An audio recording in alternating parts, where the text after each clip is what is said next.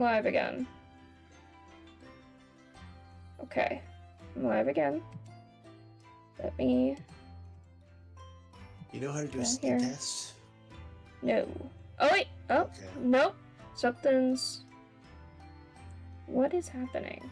Because it couldn't just be... Oh! No, wait. Never mind. It's fine. I just remembered there is a slight delay in, like, what is shown on Twitch versus, like, when I actually say it, like, real time. So it's fine. It seems like it's working. I'm not... Well, that's because you're not streaming on Discord. Right. So let's see what happens if I do... Can I just do it like this? Would that be any better? If I don't do it as the game, but just do it as stream, like sharing my screen, because it's all just covers up one screen, so. Okay, yeah, nope. That broke it. Oh. Really? Maybe. Oh, God. Yep, that's breaking it. Okay, hold on. Why is it doing that? Okay. Well, I'll just watch it from your stream. How does that sound? Okay, but there's gonna be a slight delay in what you see versus what I see. Okay, is it back to being normal now? Why is my character not moving? What's happening? Okay, is it back? Okay. Nope, that's fine. Okay. I don't know if you, let me... I don't care. There's that. I don't know if you have my stream thing. Okay. Seems like it's okay now. That was so annoying. So, it's also going to still be annoying, because that means I'm going to have to keep in mind that what you're seeing is slightly delayed to what I'm seeing. So that's fine. Yup. Okay. So, anyway. But I'd like to think we're getting a little closer to your dream now.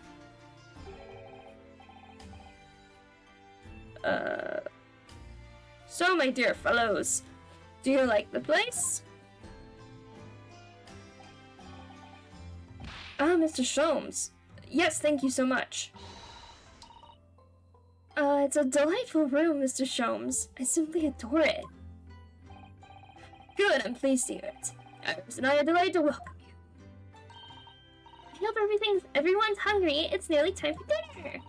Lead us in as Mr. Natsumi arrives. We have a lot to celebrate. Oh, don't tell me they're gonna kill Mr. Natsumi. That's what happened to our last client. He got murdered.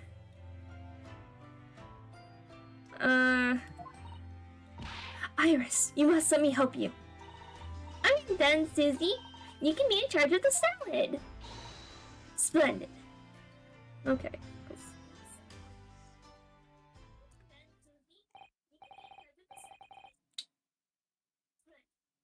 I think I can slightly hear myself in your microphone.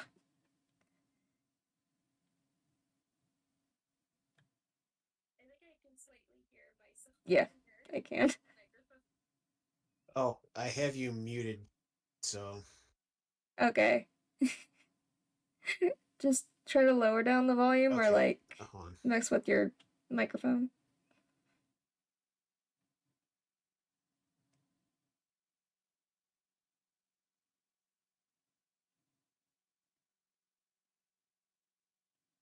You got it?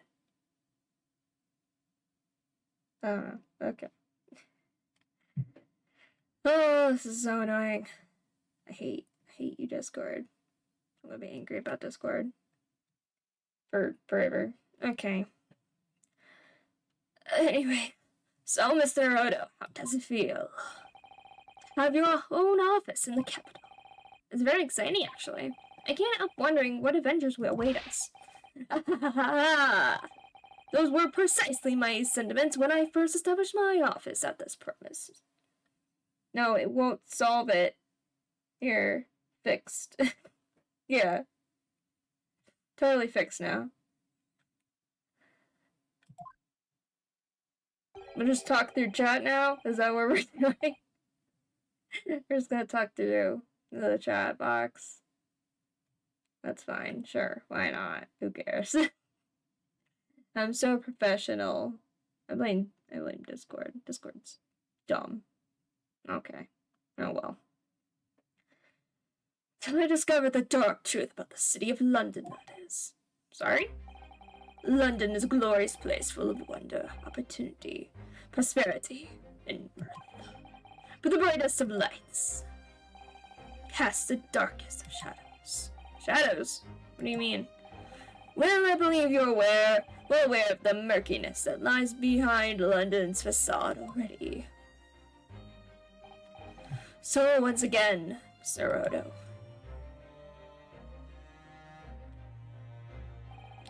Welcome to London. Alright, thanks, buddy.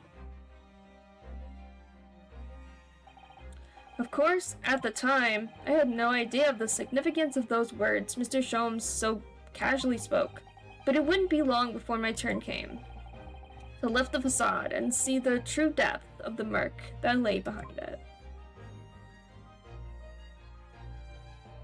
And that's the end of that chapter. So now we're going into the next chapter, which I saw the title screen for it. It looked pretty interesting. Landed in London is the achievement I just got.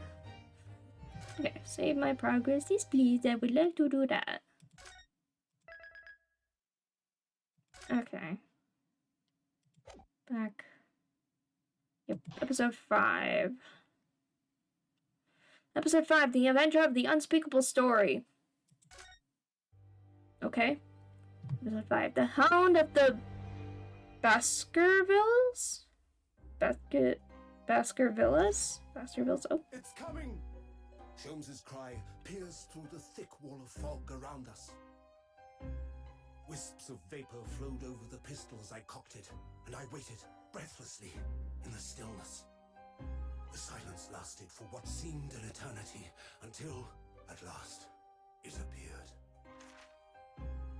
From the shadows of the cloud, an enormous beast sprang out upon us. A hound it was, but not such a hound as any mortal has ever seen. Its eyes glowed with a smoldering glare. The whole of its ox-sized body was outlined in white-hot flames. Its rumbling pant and hideous howl, so terrified was I that I began to tremble with fear. "Look well, Wilson," Sholmes declared, gazing upon the mystical beast. "For this is the diabolical hound of the Baskervilles." Baskervilles, okay. Spooky. Our first 2 months in London passed by in a flash. In that disconcerting courtroom experience we were first thrown into on the day we arrived in the country, and in Soseki-san's terrible ordeal that had followed closely behind, we had emerged victorious. However, there then came an abrupt end to our opportunities to appear in court, which was hardly surprising, of course, since I was nothing more than an amateur, an unknown student of law from a faraway land. So life in our little office was very quiet. That is, until it was shattered one day by that fateful telegram. Ooh, spooky. 15th of April, 9:13 a.m. Naruhodo's Legal Consultancy. Knock, knock, knock. Who's there? Ooh, look how nice it is. I like what they did with everything they got. Assuming this is,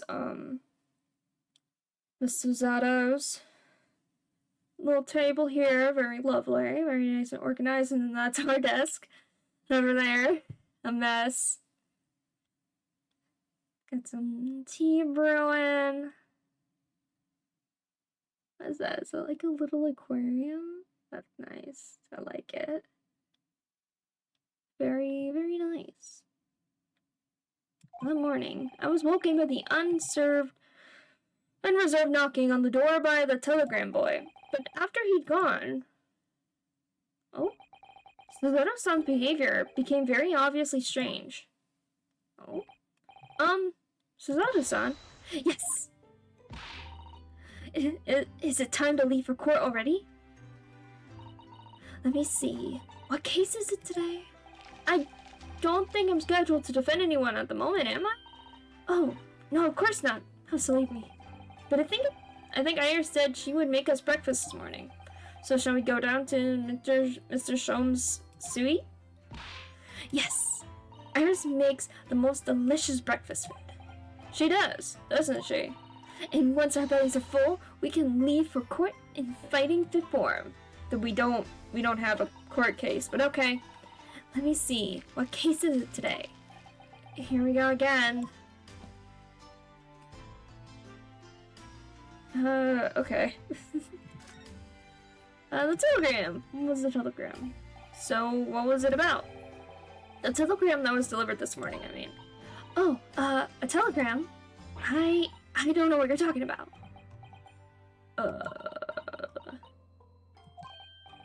Sorry, but you're not going to get away with that. Well, I didn't think I would. Actually, don't give it a moment's thought. It's nothing interesting. Boring, in fact. Ahem. It was just a boring old telegram. That's three times now that she's tried and failed to convince me it was nothing. Yeah, that's definitely something. I promise that I'll tell you about it at some point. Alright, I understand. Not really, but okay. Soseki-san. I suppose Soseki-san will be arrived back in Japan by now, won't he? Yes, I should think so. He left immediately after that terrible ordeal. Which would mean he should have completed the voyage already. Or just a few days away. A fortnight ago, we had that very long telegram from him. Do you remember? Complaining of seasickness? But by and large, it seems the voyage has been going well. Is something wrong, Naruhodo-san? I was just wondering, what might have become of Soseki-san had he stayed in London, that's all. You mean, as regards Lord Van Zeeks, the Reaper? Yes, I can't help wondering if seasickness would have paled into significance in that case. The Reaper. What is it they say? That no one who stands in the dock can be saved from the Reaper, right?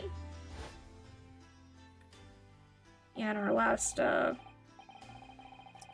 one before Soseki, son, our last client was set on fire.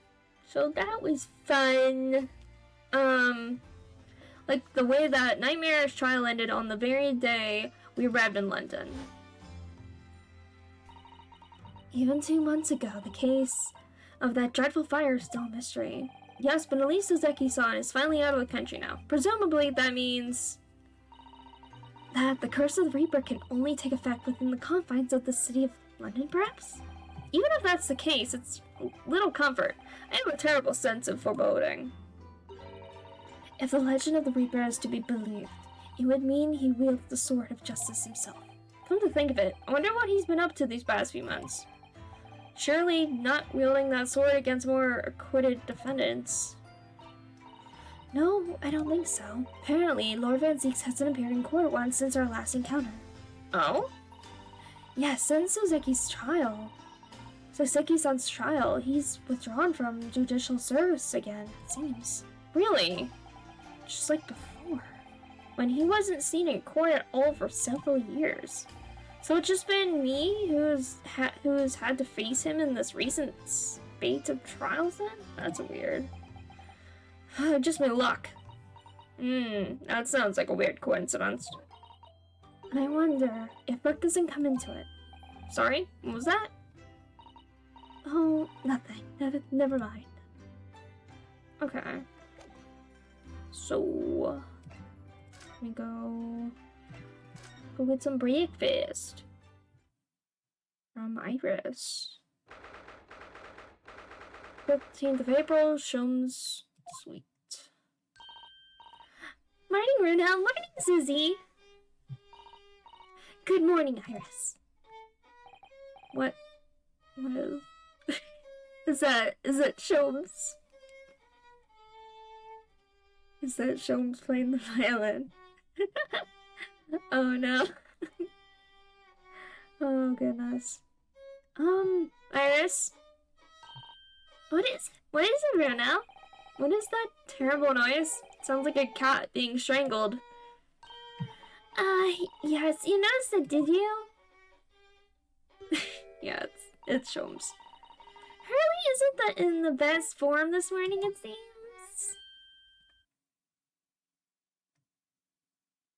Oh. Hello? He doesn't... Oh, hello.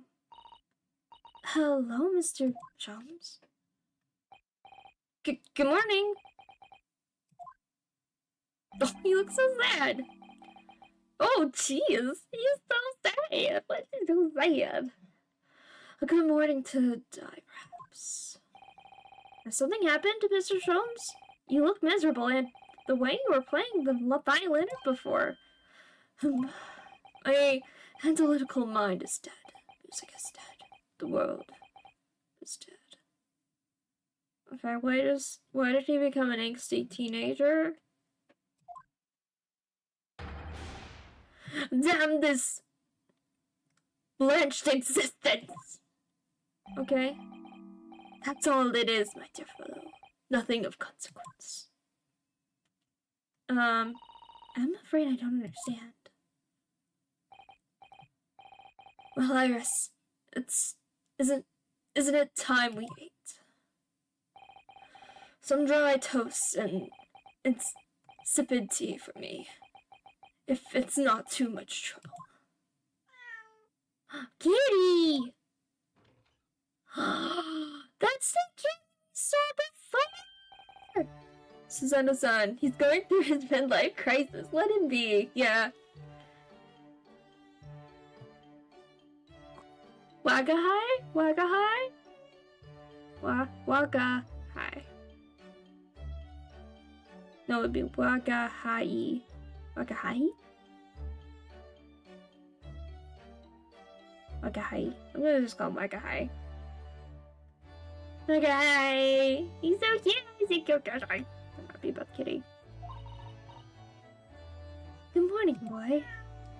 Oh, are we taking care of the cat? Because I think this was Mr. Suzuki-san's cat. So did we take the cat since he couldn't take it with him back to Japan? Oh, yes, very good. Aww. That must be some sort of tiny door for cats to use. But how did it get there? Did Iris put that in? I bet she did. Well then, everyone, time for breakfast. Oh, wonderful. Let me help you, Iris. It would indeed be a fine day to die. I knew something looked different. What's wrong? Oh, there was like a big machine thing here. Where did that go? That's weird. Something's missing from Mr. Shum's desk. Hey buddy, what happened? Wanting to die? You seem to be very unhappy this morning, Mr. Shums. What's happened? It used to be the case that in my hands, this violin sung like the dawn chorus. Its melodious tones would make flowers bloom. It would? But now, the muses are unamused with me. The goddesses of music have thrown me over. Whatever do you mean, Mr. Shums? For hours I have bowed for days even. Through the night I have endeavored to no avail. That sound, my tone, is lost. The brilliant, clear, unwavering tone, gone forever. No more recitals of unbridled emotion. I thought we got rid of Mr. Suzuki-san, not replaced him with Sholmes. Well, you haven't been practicing much lately, have you, Hurley? Don't worry, I'm sure I'll come back to you in time. Heed my words, Mr. Naruto. The goddesses of the arts are fickle. One day they bestow genius upon a man, the next they unmercifully withdraw it. Oh dear. Why is this happening to me? If they take the turn I have for the violin from me, what is left for pity's sake? What is left? I don't know. Deduction perhaps? Isn't that what you're known for? Where's your missing thing? Mr. Sholmes, I don't like to pry, but your desk looks rather empty today. Well done, Miss Soto. Your observational skills do you credit. Oh no, Mr. Sholmes, they pale into significance when compared to yours. I don't think so. You'd struggle not to notice, wouldn't you? You mean Harley's great... what? Analytic scope? Analytic scope. Interesting. That's a Windy Banks. That's at Windy Banks now. Sorry? It's a Windy Bank? No! Windy Banks! The pawnbrokery! Pawn? What? You mean you've pawned that enormous machine of yours? It has some considerable value, you see. Quite undeservedly. But isn't it a very important machine for your work? I do wish you had consulted us if your situation had become so desperate. I should have gladly passed what little income I have to you. Dear madam, things are far from desperate. But the paper pawnbroker has your wonderful machine. How can it be anything but desperate? Making use of a pawnbroker is quite ordinary here in London, I assure you. It doesn't sound ordinary at all. It would seem that neither of you fully understand how pawnbroking works. Oh, what's to understand exactly? Okay, what? Okay. What do you mean when he said we didn't fully understand how pawnbroking works? To the people of London, pawnbrokers are akin to banks. Banks? On Mondays, merchants relinquish their finest jackets and trappings to their pawnbroker of choice. With the money they receive in return, they are able to trade happily through the week.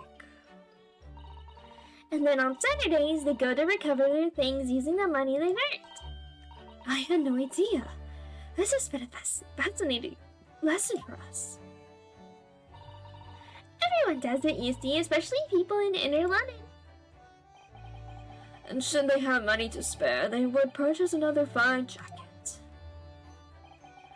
Not to wear, obviously, but to pawn, should the need arise. Oh, how ingenious.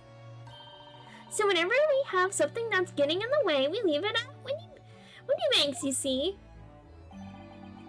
Pawnbrokery can be thought of as an extremely secure vault. You would have thought that pawnbrokeries are different here in Great Britain. Interesting, okay. Of course, you have to watch Hurley with it. Sometimes he pawns things he really shouldn't. Don't you, Hurley?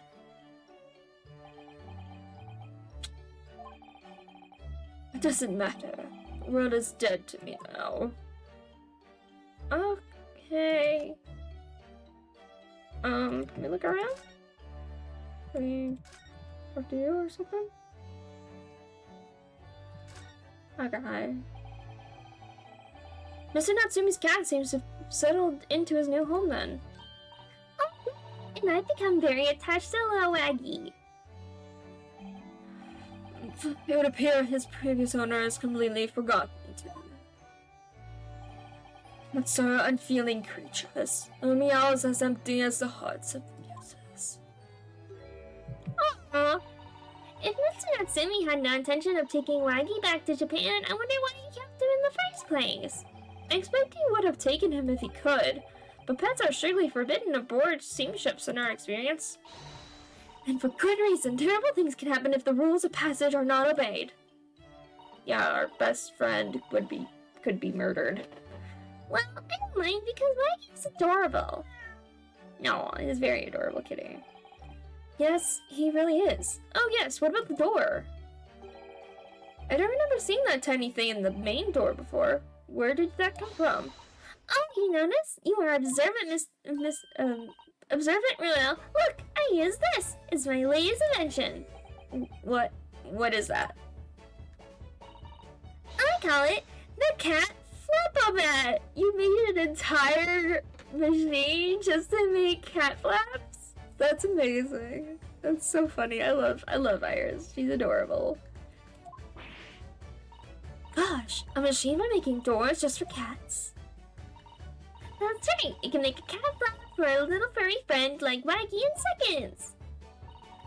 And it can do it in any door at all, no matter what it's made of. It's very powerful, you see.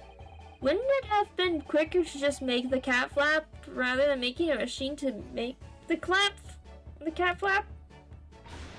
Well, yes, maybe, but now I can make cat flaps anywhere I like. Oh, I think it's wonderful. You must make one for us in the door of our office upstairs, Iris. She really knows how to come up with unconventional inventions, this girl. Hee. Okay, interesting. Oh, guitar! Oh, what was that? My god? Oh shit! What's wrong, kitty? Uh-oh. What is that? Oh no! It's tangled up in your bed! Oh no! Oh no! Oh no! Poor Mr. Jones. I think he thinks it's a toy. No! What's he doing to it? Oh no! Oh dear, Mr. Sholm's precious violin. Oh no. Why should I care? What? I shouldn't be surprised. If a cat is a more accomplished musician than I know. Mr. Sholmes really is in poor spirits, isn't he? Well, anyway, I'll put it back where it lives, shall I, Hurley?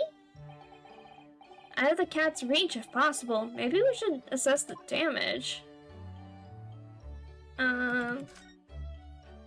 Okay. Can I... Examine. No, not. Yeah, I didn't want to talk to you again. Okay. I'll look around. Violin. Okay, when the strings broke. Looks like. So this is the violin, is it? It's a Stradivarius, one of the finest violins in the world, made by the renowned Italian luthier Antonio Stradivari. Oh, I see. It doesn't really look like anything special to me. I happened upon it covered in dust, languishing in a pawn shop down a nondescript back alley.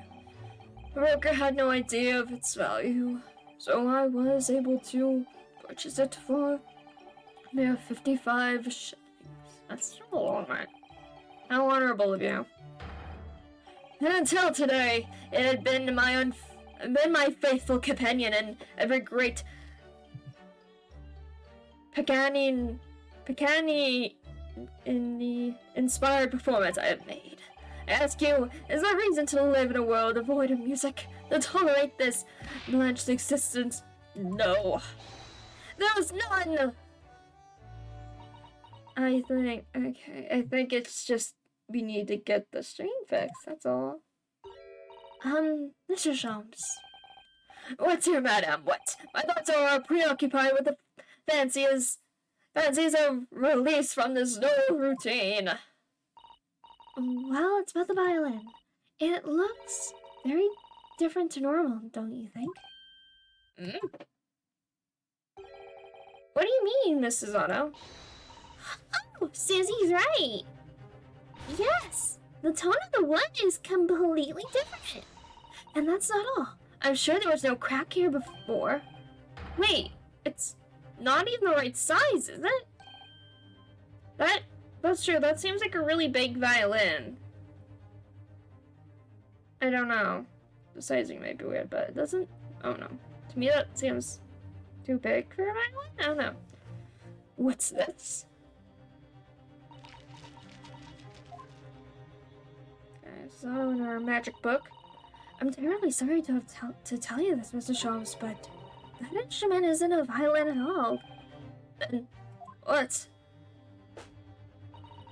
I believe it's an entirely different instrument called a viola. What? Oh, Mr. Sholmes, are you right? You're right. You are quite right. This isn't my faithful Stradivarius. So what? Gray, is this piece of stringed flotsam and your faithful performing partner then? You see what must have happened. Do you, Iris? This is just a simple mix-up. Sounds like Iris might be able to tell exactly what's happened if we ask her. Okay, did he go to, like, the music shop to get his violin, like, fixed up, and then he went to pick it back up later, and he grabbed the wrong thing? I'm gonna assume that's it, because that sounds right. Mix-up. What do you mean by a mix-up, Iris? Well, you see, this violin... Sorry, this viola, I mean... was at Winniebank's until last week. At the pawnbroker's? Not Mr. Sholmes' beloved music partner. There is a proverb from the East, with which you are no doubt familiar, my dear fellows. Always let a beloved child travel. Yes, indeed. So you sent your beloved violin to the pawnbrokers in the hope that it would experience personal growth? Oh, what a wonderful idea. Last week I pawned my great latoscope in order to release my precious instrument. But it would appear Mr. Windybank mistakenly furnished me with this twardy fiddle instead. But my ears cannot be deceived by the hollow timbre of this piece of timber. No, but your every sense was deceived by the fact that it just had strings. Yeah, because you thought it was your instrument. Pshaw! A fine state of affairs this is. And why I always say, Mr. Naruto, never trust a pawnbroker. They will try to fool you every time. But earlier you told us that you could think of a pawnbroker as an extremely secure vault. Yeah, you kinda did say that. Come, Mr. Naruto, dilly-dallying will get you nowhere. Sorry? Clenching your toast with that vacant aspect. Pressing your coffee so obtusely. Are you not a little embarrassed by your own conduct, considering the urgency with which we are faced? We must Mr. Windybank's broker at once. That's right, isn't it, Mr. Sholmes? Precisely, Mrs. Otto, without a moment's delay. But I haven't finished my bacon and eggs. My dear fellow, surely you do not still intend to crunch your bacon with an increasingly vacant aspect, to press your egg with ever more obtusely? Alright, say no more. Let's go then. Don't worry, Rena, I'll be happy to heat it up for you again later. Oh, thank you, Iris. As it happens, I'm rather curious to see what a British pawnbrokers look like. Okay, let's go do that. That sounds interesting.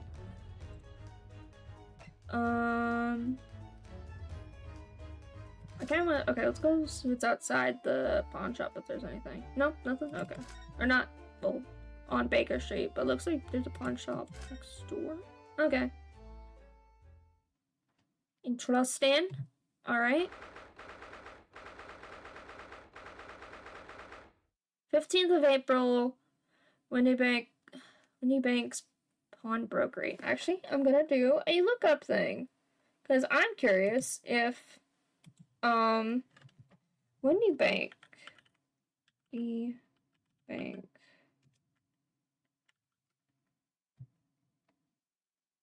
James Windybank, Broker Streak Wiki. James Windybank was the villain in the short story, A Case of Identity. Oh, okay. Interesting. Okay. Okay. So this is a British pawnbroker. Oh my, there are all sorts of tools and contraptions in here that I've never laid my eyes on before. Mrs. Harrison and that spark of wonder in your eyes. You can't wait to score the shelves, can you? I get the impression you enjoy places like this. Oh yes, I don't know why, but seeing such a lot of things I don't understand is a real thrill for me. My dear fellows, let us not forget why we are here. Oh, Mr. Sholmes. We are calling on matters of business, not pleasure. And clearly Mr. Sholmes means business too, judging from the spark of fury in his eyes. And drink of water. How should I do this guy's voice? Oh, Mr. Sholmes, sir, welcome back. Did you hear that brace? Welcome. Well, yes, we are potential customers after all. We are disgruntled customers, Mr. Hodo. It's time to inform Mr. Windybank of our error. Ready? Come, the fight is afoot! Okay.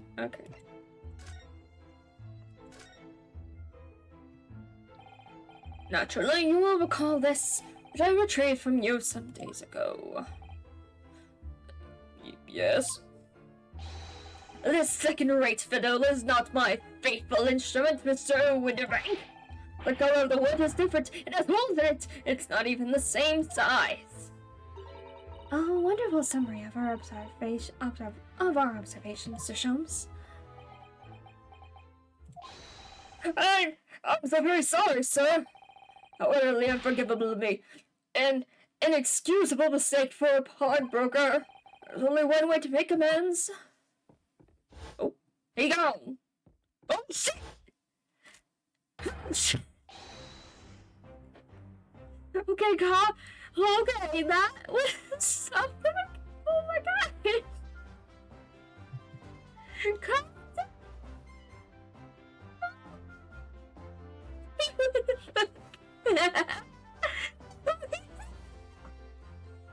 That game was way too eager. Listen, I thought Mr. Sholmes was depressed. This guy is a whole nother level. He's just waiting for the right excuse. He's just waiting for an excuse to do it.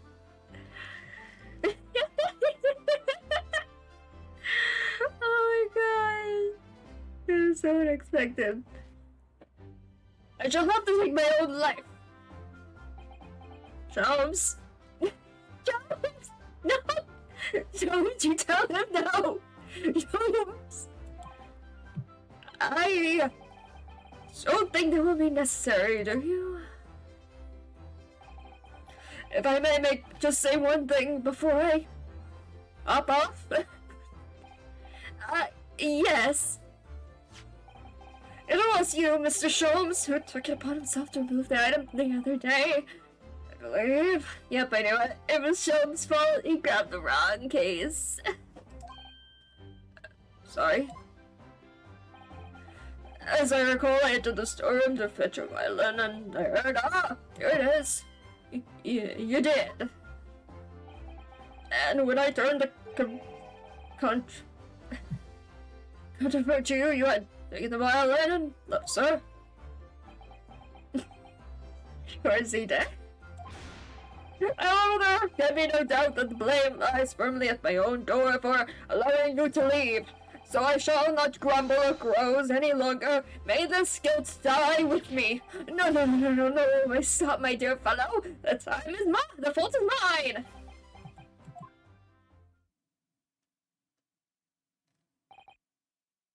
Oh. It would appear that the fight is over. Thank goodness. I do humbly apologize, Mr. Fenwick. Windybank? Evidently my questionable disposition precipitated this tragedy. Well, you wouldn't be Mr. Erlich Holmes without that questionable disposition, now would you? I do believe you may be right, sir. It's either laugh or cry, I suppose. It must be said, one of my more challenging customers. I need to remind you of the peculiar collection of items you've brought through my door in the past. Oh? Peculiar items? In the extreme, ma'am. For example, the unpublished manuscript of an eponymous work, the novels of Sherlock Holmes, or some such. Oh my, a new, full-fledged novel? An unpublished? A story I have yet to read, you mean? Forgive me! Wait, before you die, you must tell me more! No, Susanna, no! Susanna, no! Unpublished story. I must know more! Tell me everything! Wow, Susanna is really fired up now. Is there really an unpublished story under this very roof? Well, one day the gentleman here brought in an old metal case, you see.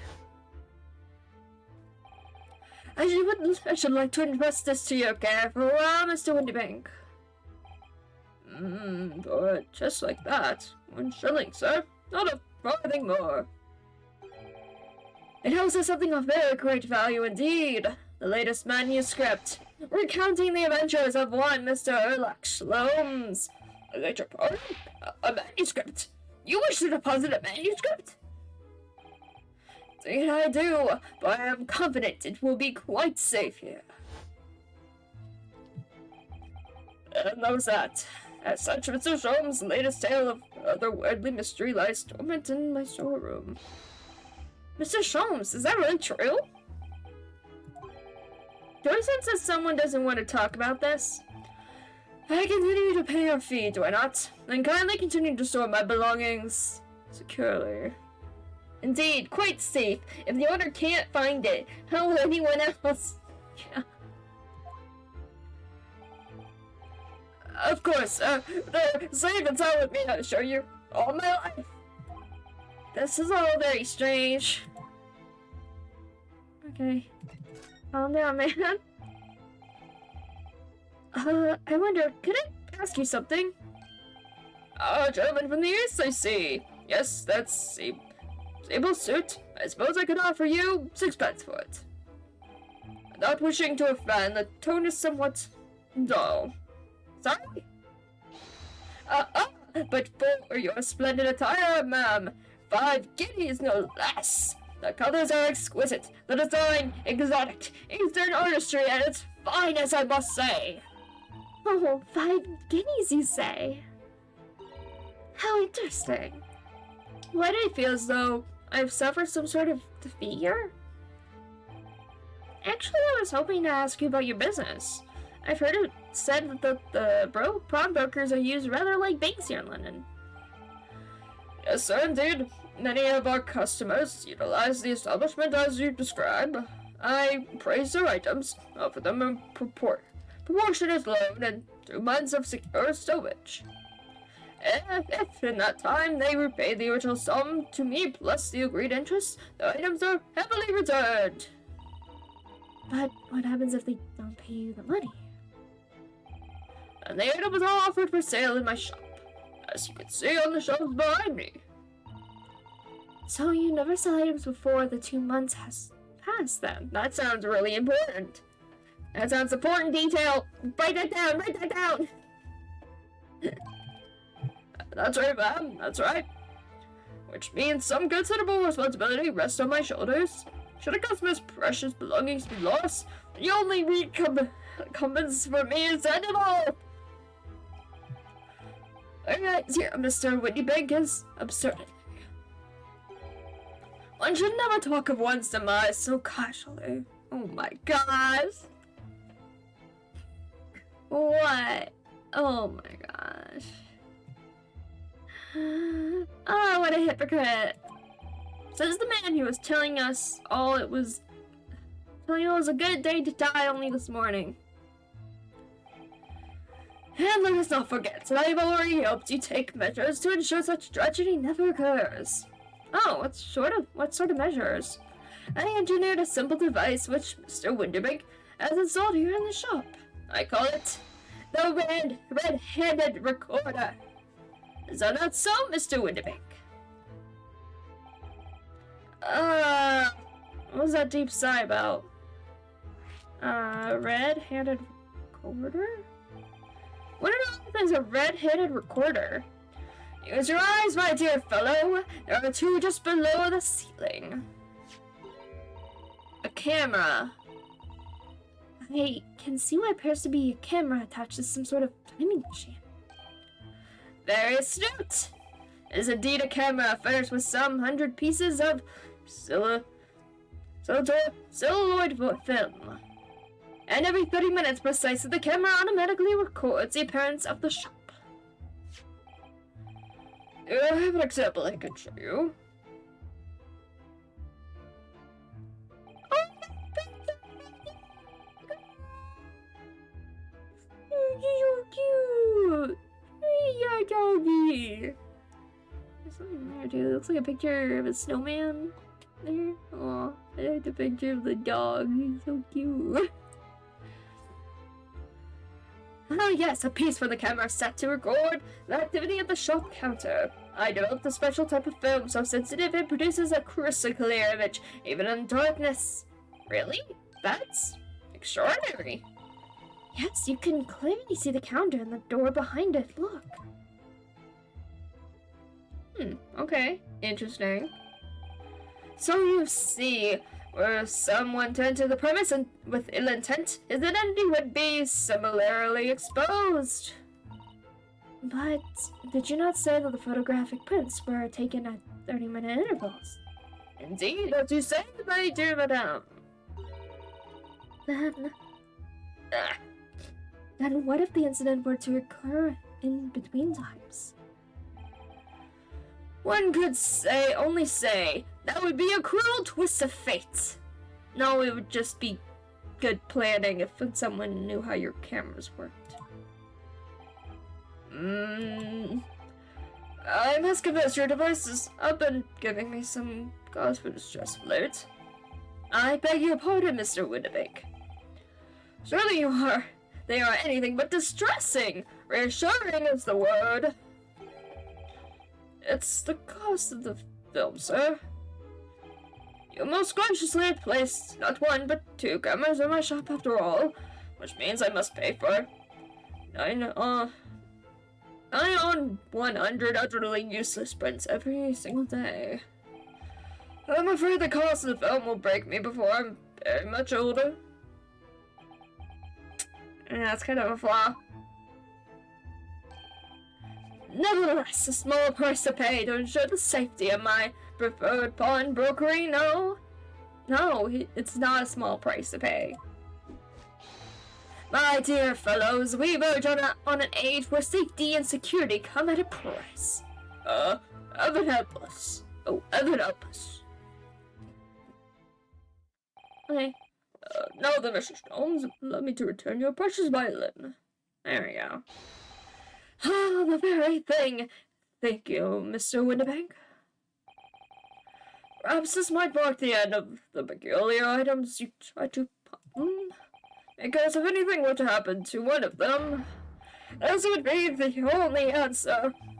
I really think you ought to stop waving that gun around. Someone could get hurt. Better not. Sorry. I've only loaded a single bullet, so not one but myself could possibly be harmed. That's not really what I meant. Okay, that sounds like an important detail. There's only one bullet in the chamber. Somebody write that down, write that down, write that down. Good day to you then, Mr. Winnebank. It's been a pleasure as always, Mr. Sholmes. No, it hasn't. So, Mr. Hodo, now we can explore at last. Okay, look around. Okay. Let's, yeah, start over here. Okay, that's back room. There seems to be a little door hidden behind that curtain there. That leads to the storage room where Mr. Winnebank keeps articles that are currently important. I see. There's nothing of particular just inside. I certainly wouldn't recommend any licentious activity. Recommend it or not, it's something I intend to do. There is but one key, and Mr. Winterbank keeps it in his pocket at all times. Before he sleeps, he places it into a small pot, which he slides under his pillow. Why are you revealing all this? Shopkeeper enjoys Russian roulette, confirmed, yes. But also, why is Strom just telling... He shouldn't be telling this information of where the key is kept. It doesn't... This place isn't gonna be very secure if you keep blabbing about it. I wonder if you know about that, Mr. Sholmes. I am a detective, sir. It is my business to know what others do not. I have frequently failed by information that I neither care for nor wish to retain. Mr. Sholmes, you are a wonder. In the prime suspect of this pawnbrokery has ever been. Yeah. Alright. Jeez. Anything right here? No, nothing. Okay. Here. These show. Oh, a gun. Okay, there's that gun. Here's the picture of the dog. Look at that Norman's ledger open on the counter there. Mr. Winterbank is, if nothing else, very particular about procuring the items he accepts. He'd have to be, otherwise he'd get himself into all sorts of trouble. Which might explain the thing that catches my eye far more than that ledger. Good. There's a revolver here. Do you not entertain even a single thought of pilfering an article here then, my dear fellow? I assure you, Mr. Winterbank would not hesitate to draw that weapon with a speed bellowing in his portly size. Jeez, and you're gonna assault the man too. Okay. Oh, you don't mean he'd... Blow his brains out, indeed, in recompense for his plunder. No, we were thinking he'd shoot if somebody tried to steal, but he'd try to shoot the thief. Which is far more fair than killing himself. Oh my god. Oh my. In any case, of course we would never do such a thing. How could you even suggest it? God. What's the hats? Horse. Oh, shelf. What an assortment of things there are on these shelves here. Cookery, footwear, clocks, and watches. Almost anything you can't imagine. Those are forfeited items offered for sale by the pawnbroker. What does that really mean, though? When you pawn, or colloquially, pop an item, the broker loans you money against its worth. He stores the item for an agreed period of time, after which the loan must be repaid. If not, he is free to display it in his shop for sale at a price of his choosing. Oh yes, now you've explained it. I'm noticing a little price tags on everything. Of course, simply by paying the agreed interest on the loan, one can extend the period of safekeeping. So you must pawn that black garb of yours without fear, my dear fellow. My treasured university uniform? Never! It embodies my student spirit. Alright. It's over. No, I wanted to go on the other side of the room, please. No.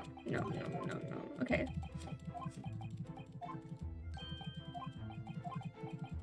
Okay, come on. I know. No. Okay. There we go. Alright. Creepy dolls. Calendar. Okay. April 15th. That's not a calendar you could easily miss, is it? 15th of April. Today's date. Yes, that's not for sale, I must point out. It is an Eastern Style page-a-day calendar. Every night at midnight, I tear off the front page to reveal the following day's date. The perfect calendar for its airway fellow such as yourself, Mr. Windibank.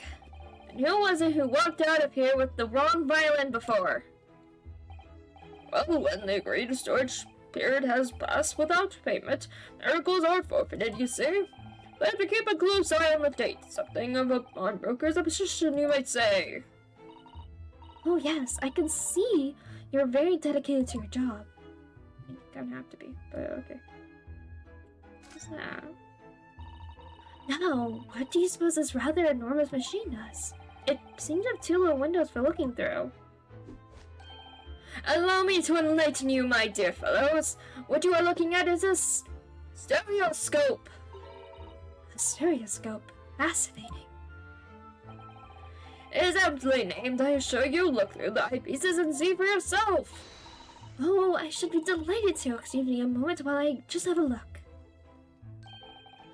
Just before you do, there's something I should point out.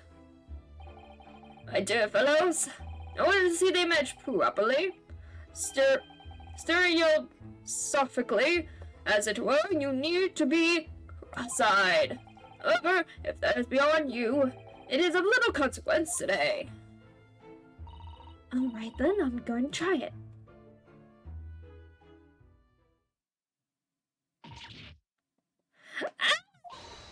Mr. Naruto, you must see at once. Oh, alright then. Isn't it like a stereoscope like one of the first things of like film and animation? Of like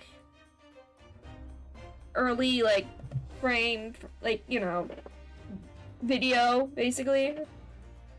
Or it's just a bunch of pictures, different, yeah, like a film, and just, yeah. And yeah, you know what I mean. Alright then. So I need to be cross-eyed like I'm trying to look at my own nose?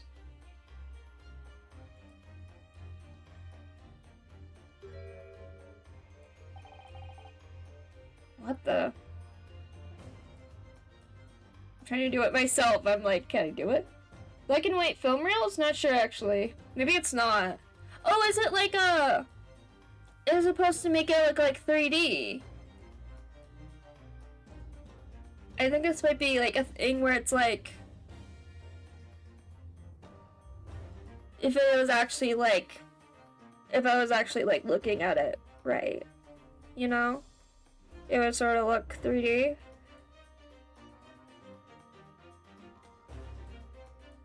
Oh no.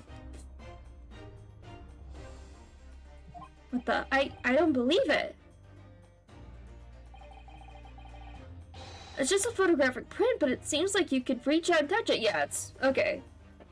So it's messing with your eye because they're two very similar. It's set so it's like how your actual eyes are, because we have 2 points of sight basically. And that's so then we can see things better in a 3D space. So we can see depth. Like Daffy Duck. Oh my god, Daffy Duck here.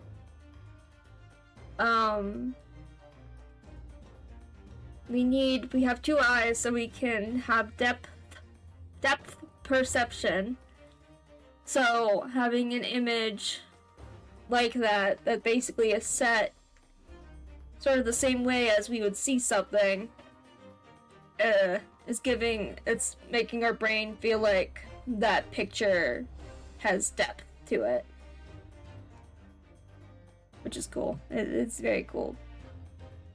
It's just a photographic print, but it seems like you could reach out and touch it. Yes, the sense of depth is startling, is it not? Stereoscopes are one of London's many fads. They're often found in little stalls in the park. People queue for hours to see them. Why? Why are people meddling with such black magic? Not black magic. Oh no. It is no magic, my dear madam. It is, well, far too complicated to explain at present. We shall have this lesson for another. Luckily, I just explained it to anyone who's watching. how it works. It's basically how our eyes perceive things. Where we're actually seeing two images when we're looking at something at once. But our brain is putting those two pictures together, and that helps us create depth. So, those two pictures are done just slightly different sort of angles, I guess, or just like slightly different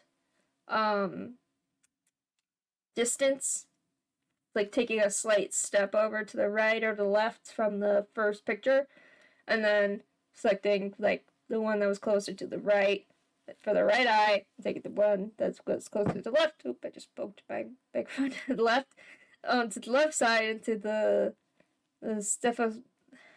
stereoscope thing, so then it makes us think that this picture has depth. Yeah. Pretty simple. Oh. It's not that complicated to explain. Who was that? Look at this, whatever could be used for. I have no idea. I'm not sure what that is. Looks like it would play music maybe or something? I don't know. Ah. There's a small catch here, look. We're going to open it, aren't we? Oh, are they like fancy binoculars? Or like... Huh. They kind of look like something an optometrist, an eye doctor would use. There's a lot of things. There's two very interesting things relating to how we see things. It's amazing. It has some sort of spring-loaded mechanism, which we've never managed to put back to the way it was before. What are you two doing? What? Nothing? No, nothing at all. Nothing. Whatever this device is, it seems to have a pair of little windows to look through. Pair of little windows. I love that. This little pair of little windows to look through. Did I not have glasses? Mr. Windibank has glasses. They're like little glasses. I feel as though I've seen something rather similar to this elsewhere. It's kinda... I wanna know what it is. I wanna know what it is. Is it... I don't know what it is. I'm very curious what it is. Wait, is it like a... It's like a portable version of this, isn't it? So you would take the two pictures and just put it on that little stand there, and then you would look through the two little things, and it would do the same thing. It's just a little smaller version of this thing, like when you would just have at home.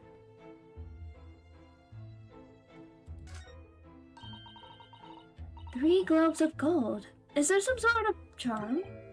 Dear me, have you not seen that sign before? No, never.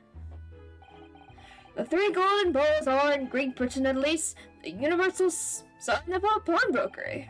There are more than 700 such establishments in the capital, all showing the same sign. I see. I had not imagined your ignorance was so profound. That's coming from you. I feel very insulted. Oh, well, what is the significance of the three golden balls then? Does it have some special meaning? You have no idea. He has no idea. That is entirely unimportant here. dear madam. Irrelevant even. You mean you don't know? Okay, can we talk to Mr. Winterbank? Ask him? Can we ask him? Nope. Okay. What am I looking for here? I'm not sure. I looked over there. Horse.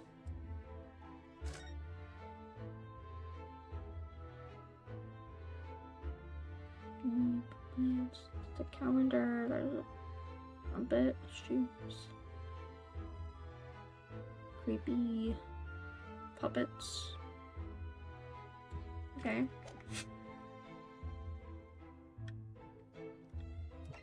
Okay, I guess we're going back to Sholmes' house? Is that what we're doing?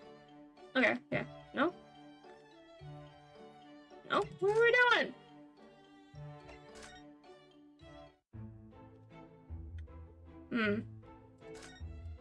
Maybe what about this thing? Okay, this thing I just realized. Look at this! What could this lovely big shining box be? That, my dear madame, is a music box. Surely you have such things in your own country? Oh my, yes, but I've certainly never seen one so large before. Shall we listen a while?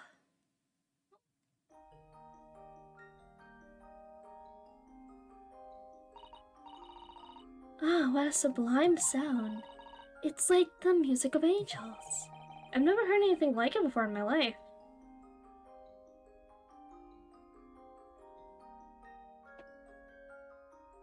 I like it. It's nice. Very relaxing.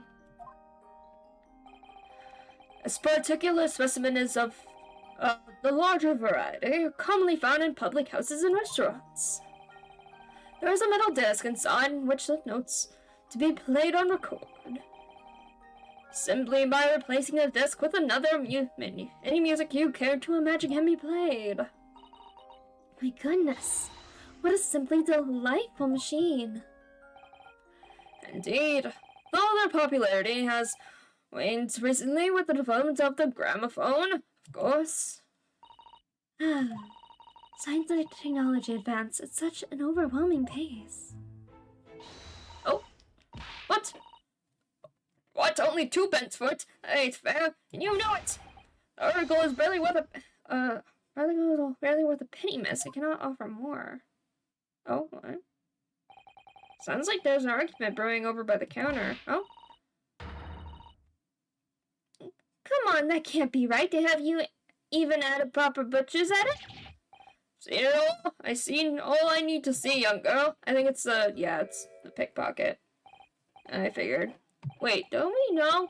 Sure, I recognize her. Oh yes, it's a young lady from Mr. McGilden's trial 2 months ago. Yep. Her name is Gina Lestrade, my lord. She's a chancer and took... I can't even do his voice anymore. She's a chancer and took class among large crowds, relieving people of their purses. What's commonly called a pickpocket. I'm trying to remember her voice.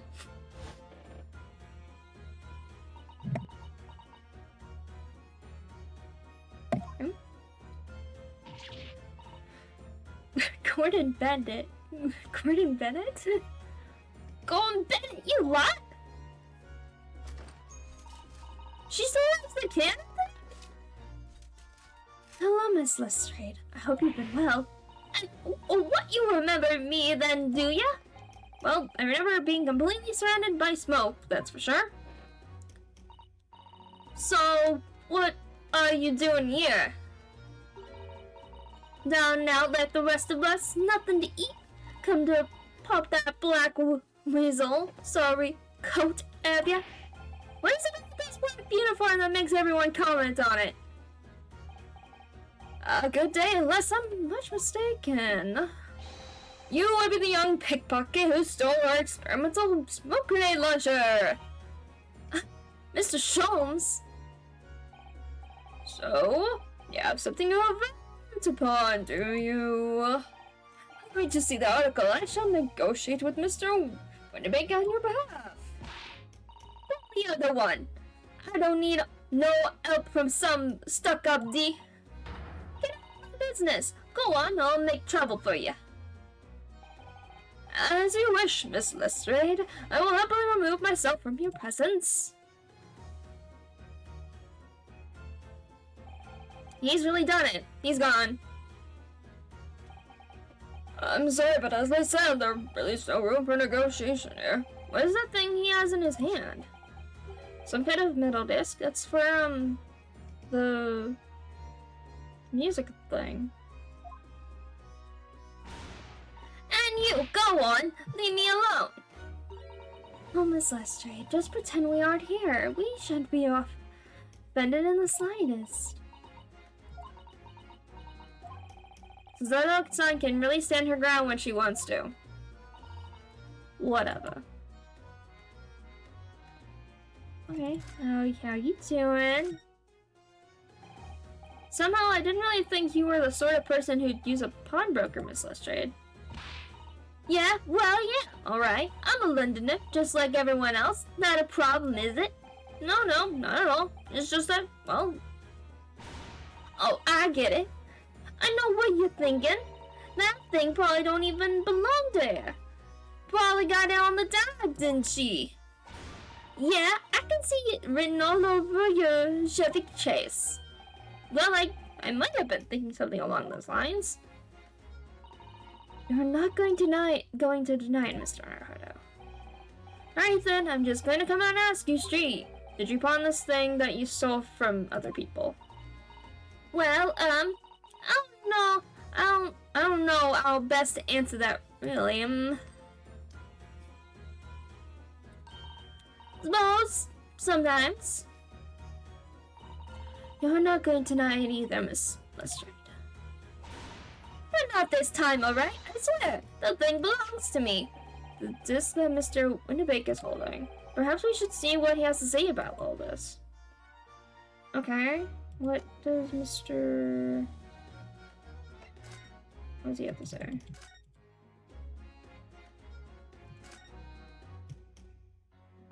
Mr. Winterbank, what exactly is this metal disc that Miss Lestrade has brought in? It seems to have hundreds of tiny little bumps on its surface. This is a music disc, you see, for use in a music box. In a music box? What? You don't even know what a music box is? Tisk, you ain't too savvy, eh? I know what a music box is. I've just never seen one of these discs before. Small protrusions on the metal disc encode the tune to be played by the music box. You simply insert the disc and set the machine going and beautiful music plays. It's so incredible. Tell us, what tune is on this disc? Well, I'm afraid I couldn't tell you that. There are so many different types of music box, you see. There's Schmid, German, Swiss. I have no way of knowing which particular machine this disc was made for. I see. That's it in a nutshell. I wouldn't have any customers for an item like this, even if the young lady forfeited it. Really, I'm already offering more than I should at a penny. That's a packet of lies. He told me he did. He said it was, well... He? Who? Never you mind, it just ain't right, that's all. That disc worth good money, I know it is. Well then, you'll have to try your luck at another pawnbroker, won't you? Okay. He's been in here before, of course, this little tattered gentleman. I see. And bought some dubious article or other with her every single time, I might add. Dubious? What are you trying to say? I'm an honest customer, me. So, is there something dubious about the disc she bought in today? Well, if only it were that simple. Sorry, what do you mean? What she actually brought in was a storage ticket. Ah, a storage ticket, so... Miss Lestrade has actually come to redeem an article from you today, is that right? Yeah, that's right. A girl like me has a lot of stuff what needs stolen. Alright, yes, that's definitely dubious. The article in question would have been forfeited at midnight tonight. But as she gave me the ticket for it and paid both the loan and the interest, I was obliged to enter the article to her. But what was the article? Do tell us, Mr. Winterbank. The little scamp is wearing it, madam. It's the overcoat that she redeemed. Oh. What? What's wrong with that? It fits, don't it? I mean, it's mine, so of course it does. So, what about the disc then? How does that come into all this? The disc is something else. A new article to pawn if the girl and I can agree to a price. Okay. I'm confused. I thought you said that Miss Lestrade brought in a storage ticket today. It's really quite simple. Yes, the child brought me a storage ticket, and there's money owed on it, as you say. For this heavy black coat, which you turned her care as I understood it. That's right, yes, and rather unsurprisingly, as soon as the little ragamuffin put the thing on, she went rifling through the pocket. Oh, you mean... What? Don't you know it's rude to stare at a lady? I see. So it came from the pocket of the overcoat, did it? If you mean this disc, then yes, exactly, ma'am. And she immediately tried to pawn it. For quite a high price as well. This is all rather suspicious, I think. Give it up. I ain't just trying to pawn something like anyone else would. Miss Lestrade, may I ask who deposited the overcoat here in the first place? Well, me. It doesn't really appear to be your size. Me, old man? It's me, man's, ain't it? Me, old man's. Oh. Is it Miss Lestrade? Yes, this is definitely all rather suspicious.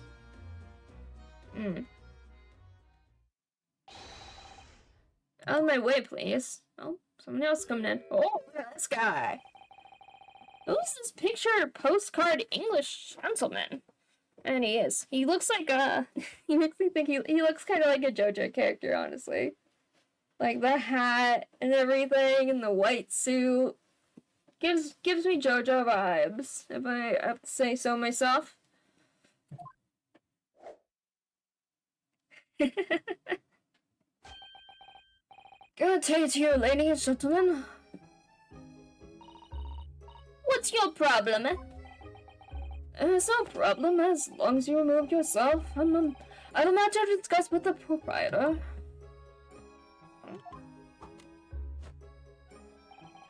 And if you intend to make a problem of it, I shall see you outside, little girl, by the hiding you deserve. Oh.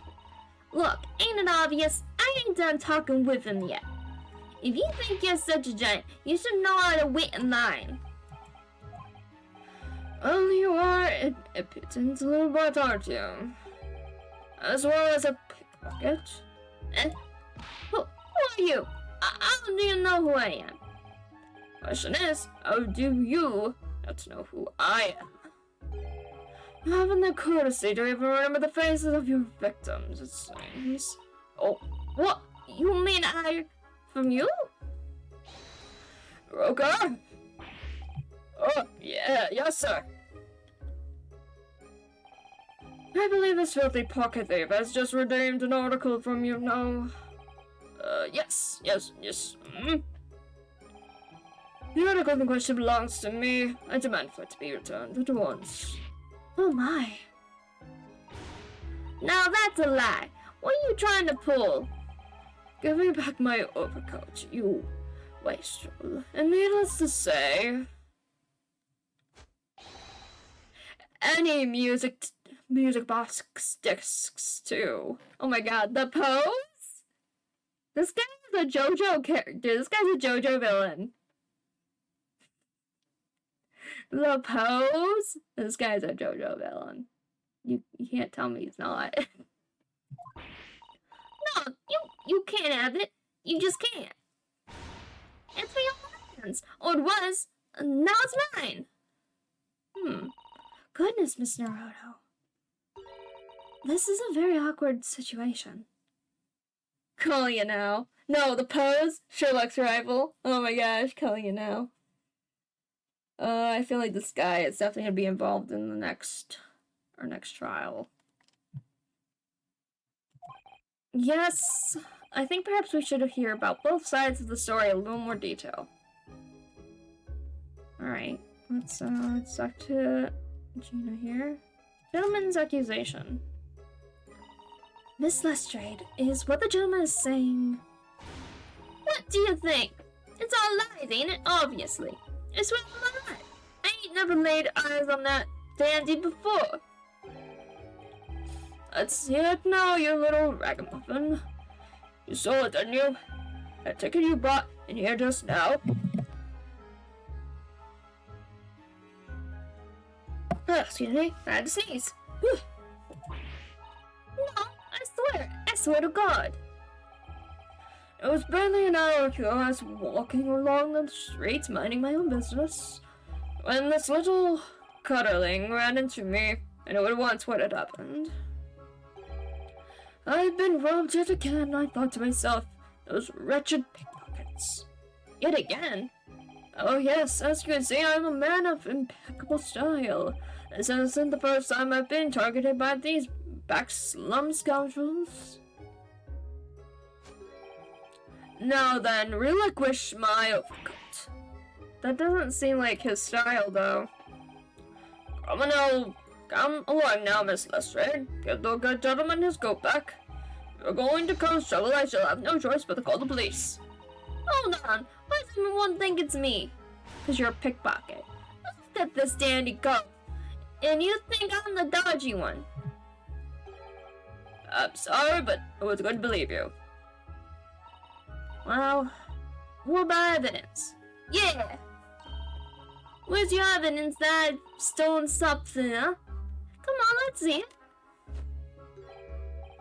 Oh, I have evidence, naturally. What? Oh. Evidence. Evidence of the article Miss Lestrade Verdine actually belongs to this gentleman? Of course, we need only consult Mr. Winnebank's ledger to know the truth. Oh, that's true. We'll be able to look up the name of the person who deposited the article in the first place. Yes, brilliant.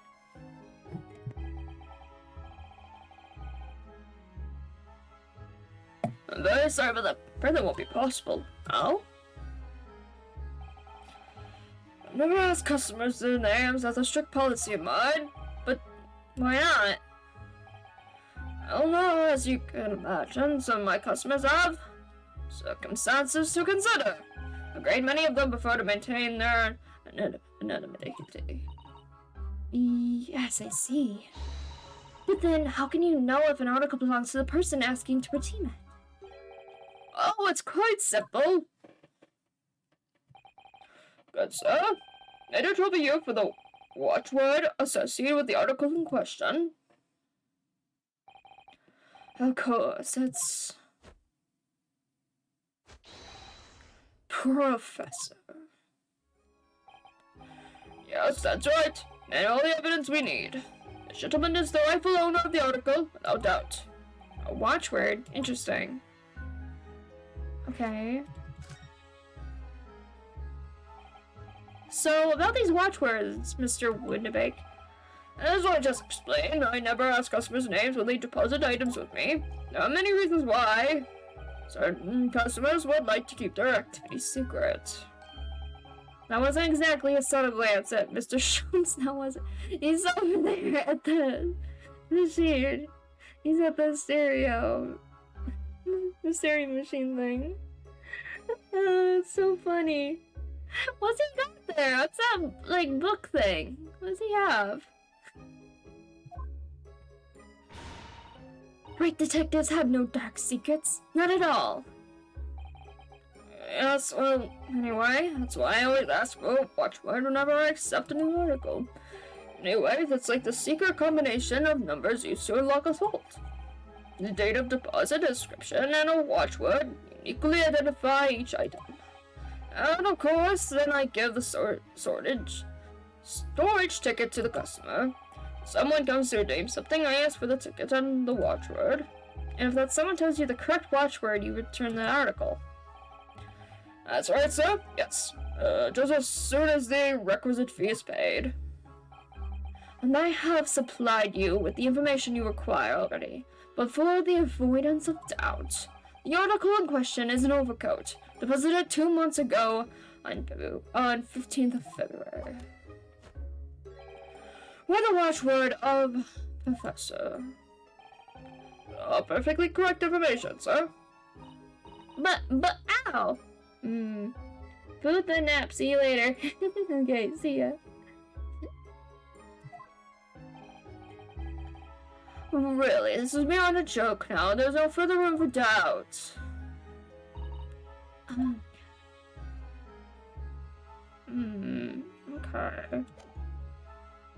Can we examine?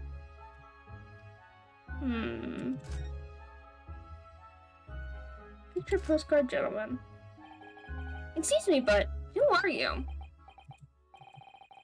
One would expect the inquirer to introduce himself first. Though clearly you're not British, so perhaps our ways are foreign to you. Oh, sorry, yes, we're from the Empire of Japan, we're studying here. Oh yes, Japan. I've heard talk of the place. Oh my god. another pose. Wow.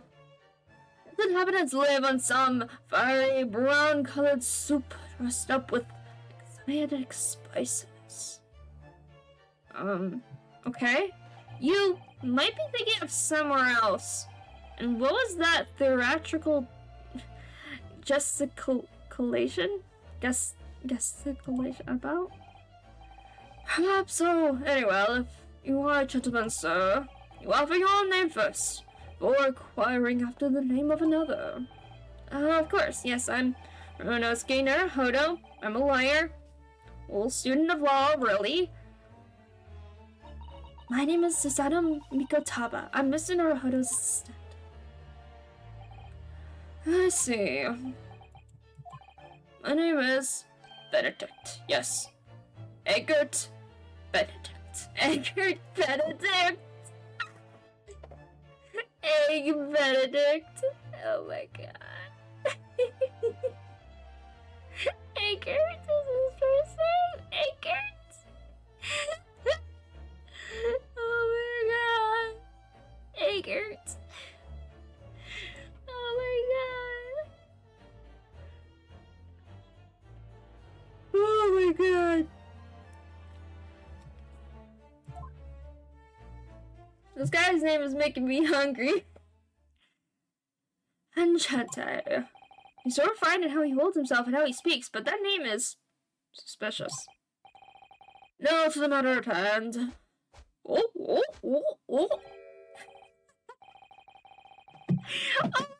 Drop the thing. Oh well. JoJo pose. You can't.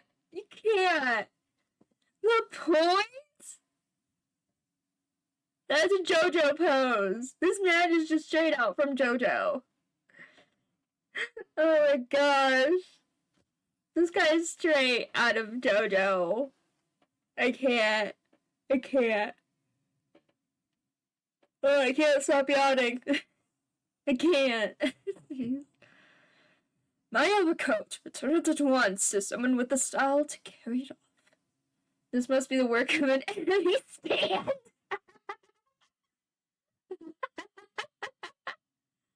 Oh my god. The enemy stand user could be anywhere. They can be anywhere if you keep an eye out.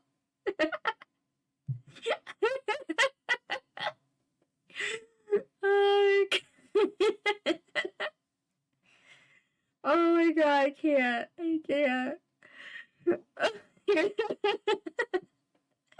I'm gonna die. Oh my god. Oh, I'm dying. Oh my god. I think I found the enemy standing Oh my god. Oh my god. It's so freaking funny. You can't. Oh my god, I'm still yawning. My god. Oh, I need to get back into character now. Oh, I need to drink after that. Oh my god.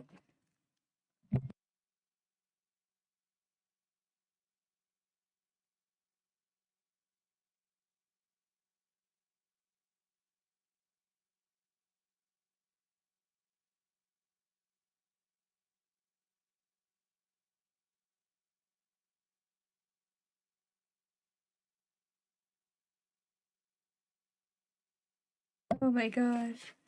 Woo! I haven't laughed that hard in a while. Okay. My overcoat. Return it at once to someone with the style to carry it off. Every move he makes, every breath he takes, I can't stand watching him. Okay. That doesn't really match your style, dude. That doesn't look right. So let there be an end to the matter. Thank you for your custom, Mr. Egbert Benedict, sir.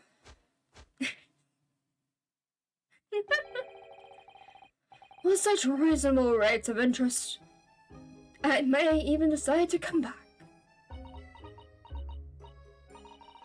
Test. This is why I ate grown-ups.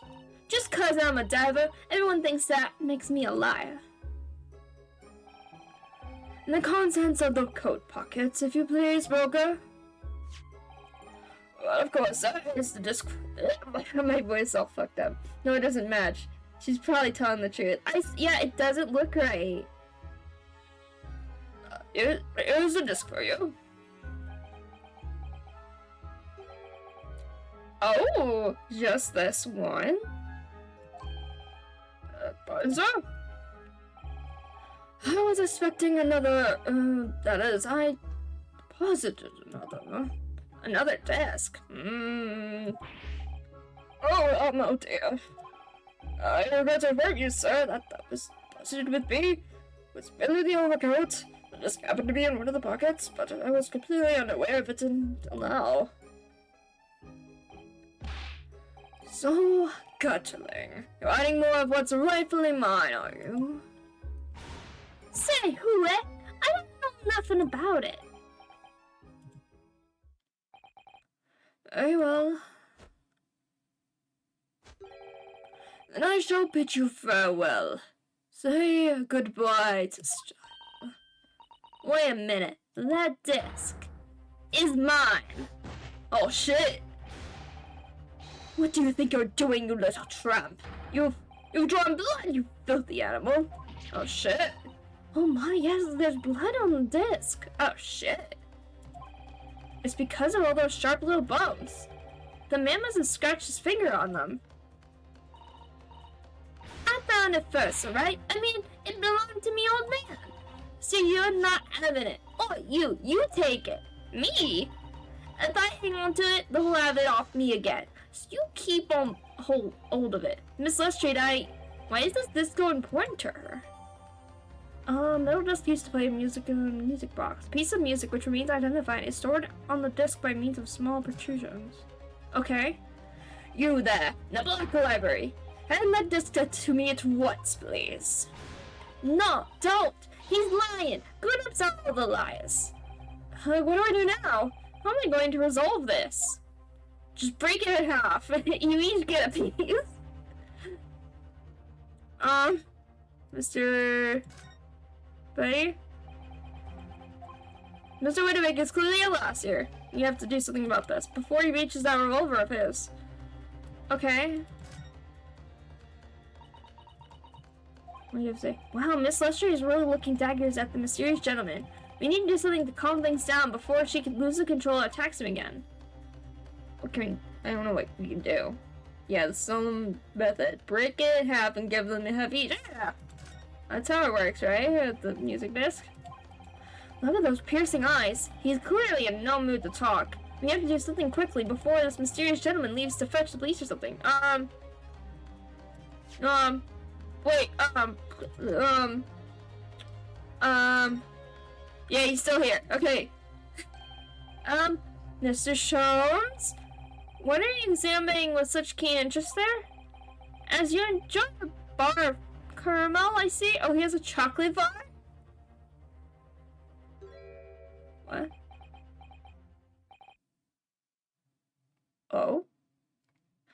So, you found me at last, Mr. Naruhodo. Sorry?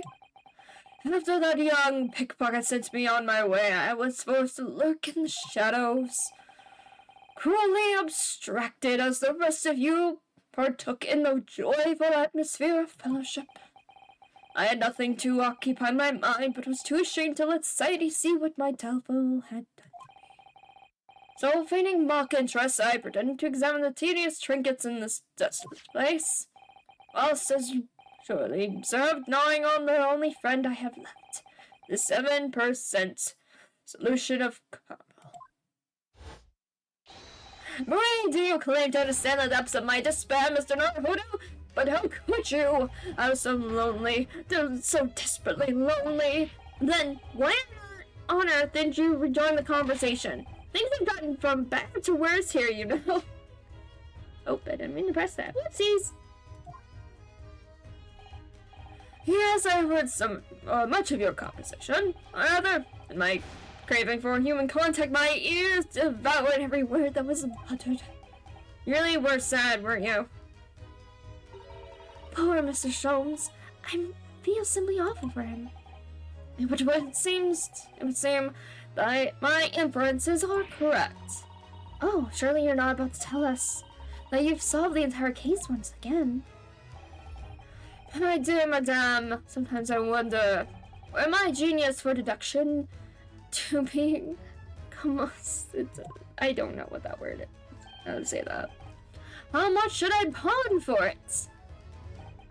It seems Mr. Sholmes has had another of his flashes of inspiration. But who knows if it will help to resolve the situation between Miss Lestrade and the mysterious gentleman? What's the right thing to do here? Let's see deduction, I guess. Mr. Naruhodo doesn't seem to know what to do. Well, Miss Lestrade, it would appear you find yourself in something of a predicament. Tusk, where the blue blazing have you been? Pardon? When a lady's in trouble, a true gent's supposed to be there to help. Straight away, not an hour later. Harsh. And who, pray tell, are you? Mr. Egbert Benedict, you have, in my eyes, a veritably, encyclopedic array of curiosities about your person. Nevertheless, there are two immovable conclusions I have drawn. I beg your pardon. First instance this. The true reason for your visit to this pawnbroker today is something you have not yet revealed. Oh? And the second is this. A considerable crime is in contemplation, one you will orchestrate with intent to steal a vast sum of money. Well, Mr. Benedict, what say you to my deductions? How? He's turned his ways a hard-boiled egg.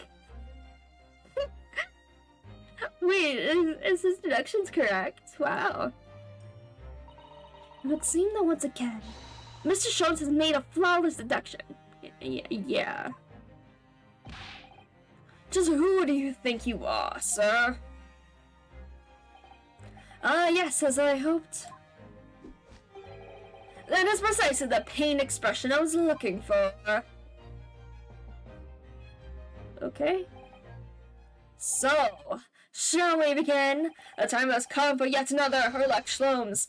Logic and reasoning spectacular.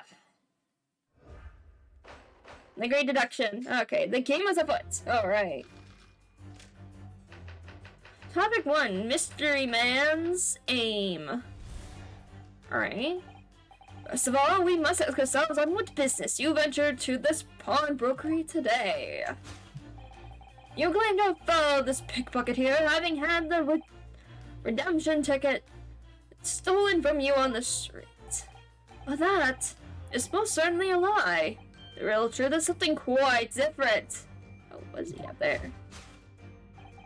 As revealed by that which you hold in your hand. Yes, what brought you to the shop in the first place is the staff recruitment flyer. Not that, okay.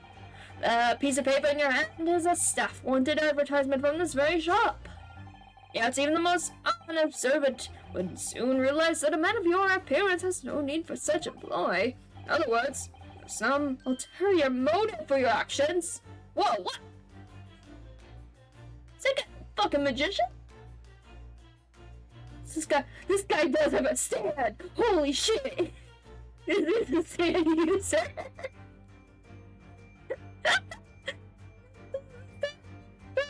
He got some magic tricks.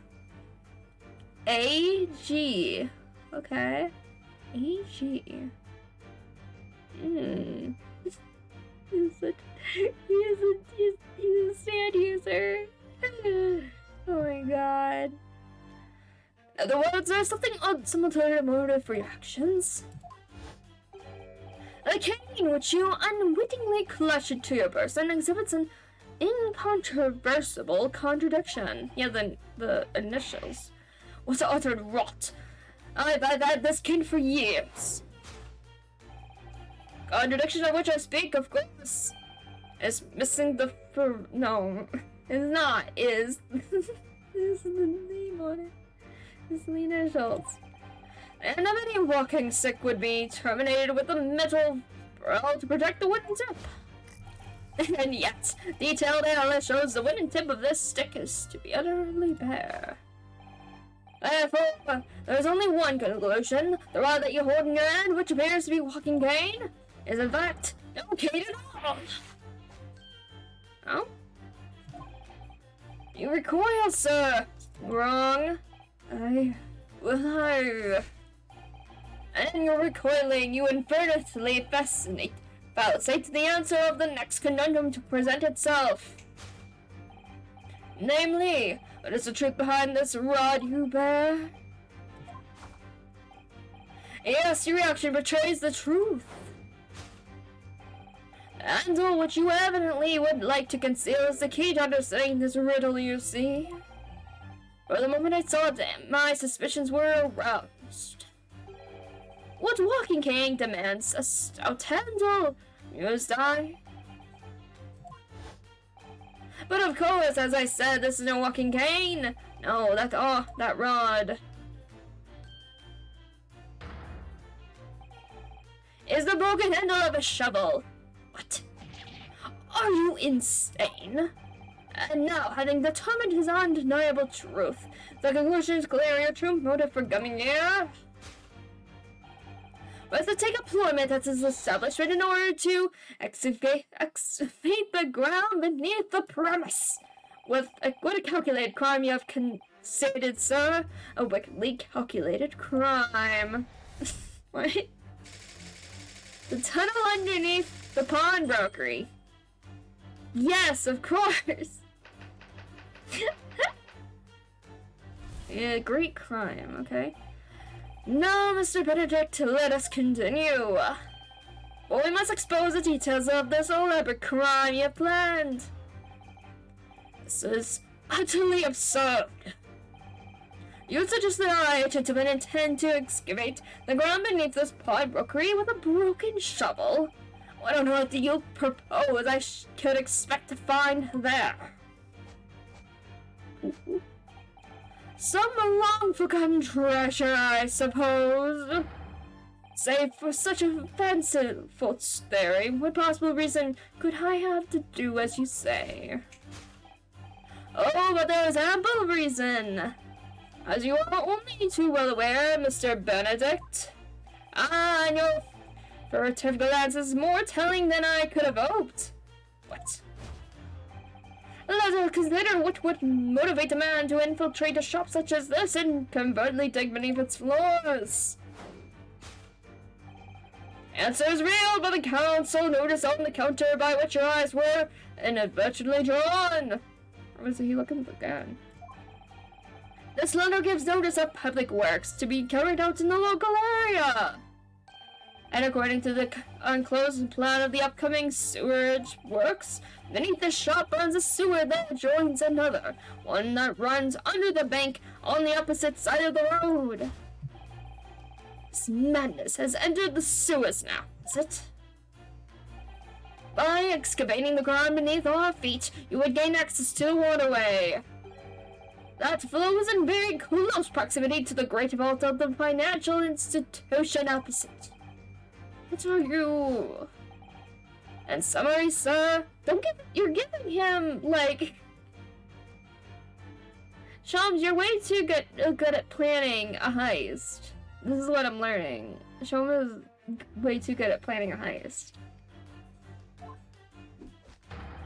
You devise a master plan to pull off an elaborate bank robbery by dint of the underground tunnels. Master plan?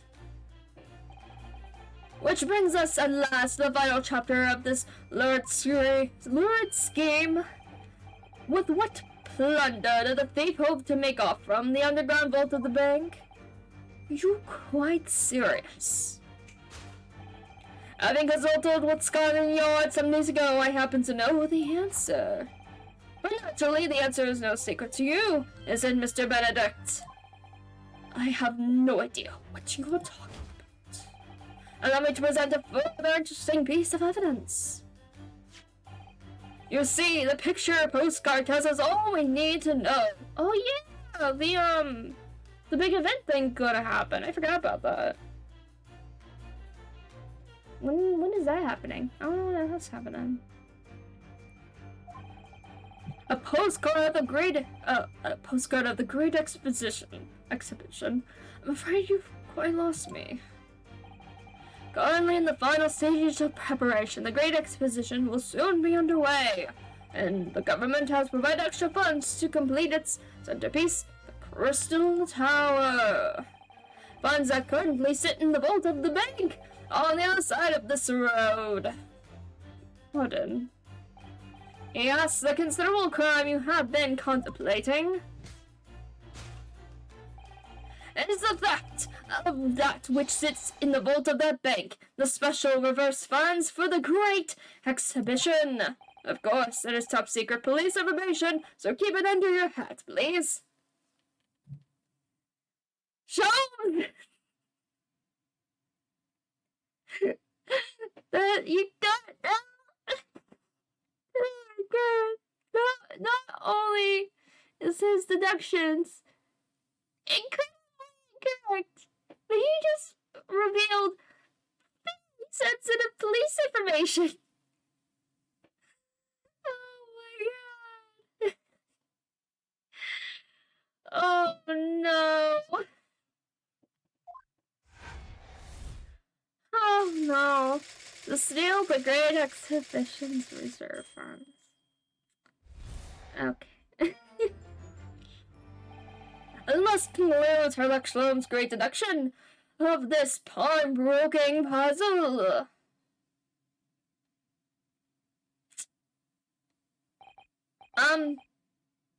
Mr. Sholmes? Well, Mr. Naruto, an impressively upbeat deduction for a detective racked with loneliness. Would you not agree? Was it true that you said that about the bank over the road and when it has in its vaults? Indeed, though few know of its existence, it is one of the government's most closely guarded secrets that I just revealed to this entire store. Gregson told me in the strictest confidence. But you just announced it to everyone here. Rather loudly, in fact. Ah. And if it's such a big secret, how would Mr. Benedict have come to find out about it? There can be but one explanation for that, clearly, is because the man is a criminal. That doesn't explain anything. But what if he didn't know anything about the money in the vault? If he is a criminal, as you said, then buying a brand new shovel is sure to be the first thing he does now that you've revealed the secret. Oh. Or if he doesn't, maybe Mr. Winterbake will. He already has plenty of shovels here, after all. All my life, I assure you, I'm not unscrupulous. Well, hopefully this has taught you a valuable lesson. Sensitive information must be handled with the utmost care. One can never be sure that someone privy to secrets won't disclose them, and once the word is out, it's out. Perhaps I'll think twice before confiding in you next time, Mr. Strums. An excellent idea, Mr. Naruto, an excellent idea. Well then, Mr. Naruto, you know what to do, I'm sure. Yes, let's listen to the great deduction again and see if we can massage it into shape. Oh my god. Well then, let us start once more from the beginning. I've heard like Shlom's magnificent logic and reasoning spectacular. Alright, let's do this again. Course correction. Hold it, Mr. Sholmes. Mystery Man's aim. Alright. So we must ask ourselves one business. You entered to this pawnbroker today. You claim to have followed this pickpocketeer, having had the redemption ticket stolen from you on the street. But that is most certainly a lie. The real truth is something quite different. As revealed by that which you hold in your hand. Yes, what brought you to the shop in the first place is the staff recruitment fire. No, it is not. So, by Mr. Shlom's reasoning, Mr. Benedict came here in order to apply for a job so he could dig down the floor. He has an attempted tunnel into the sewers to gain access to money in the vaults of the bank across the road. But he wouldn't get very far with a broken shovel, would he? No, I think it's fair to say his motives lie elsewhere. The question is, where? What did bring Mr. Benedict here at this particular point in time? Okay, well, let's, Is it the... Oh wait, it's the note! Oh, there's a note!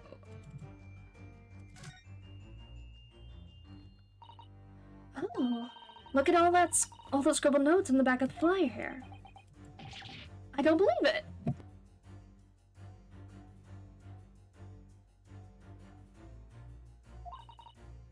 What is it? Listen to what it says. Name, Gina Lestrade. Height, 5'2". Green cap, scruffy waistcoat, grubby white shirt, blue satchel, ragged. It's a detailed description of Miss Lestrade. Goodness, there's even a sketch of her, head and all. Although, if you showed it to her, she'd fire that smoke grenade launcher in his face for sure. And look, the details of the shop have been written down here too.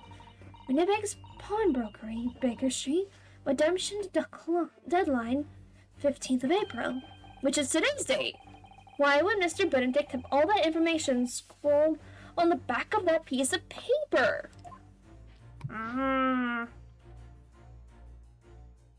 Okay, so it's no, you're right. The suspicious writing on the back of a suspicious flyer in the hands of a suspicious gentleman. I didn't think there was anything suspicious about the flyer, Miss Naruto. But yes, Miss Lestrade's name, height, and description of the clothes she's wearing, not to mention the sketch of her likeness, which I'm fairly sure she wouldn't take lightly.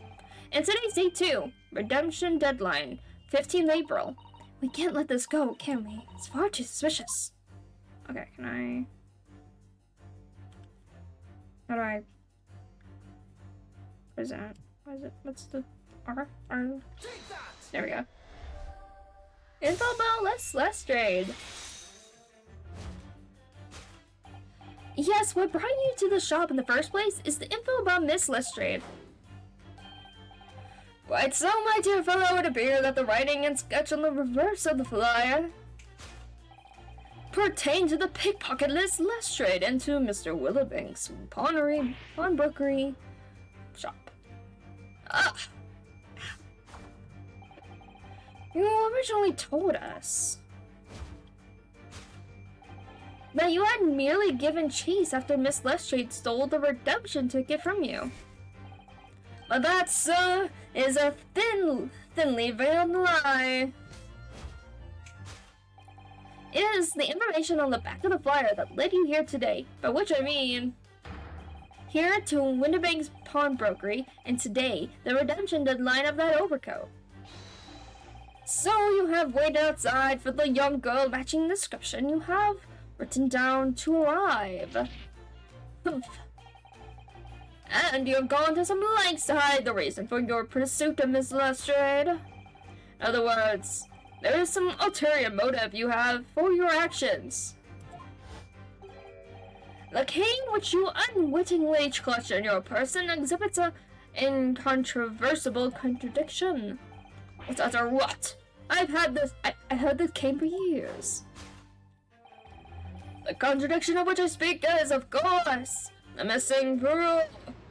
It is not, it is the initials. What's a burl?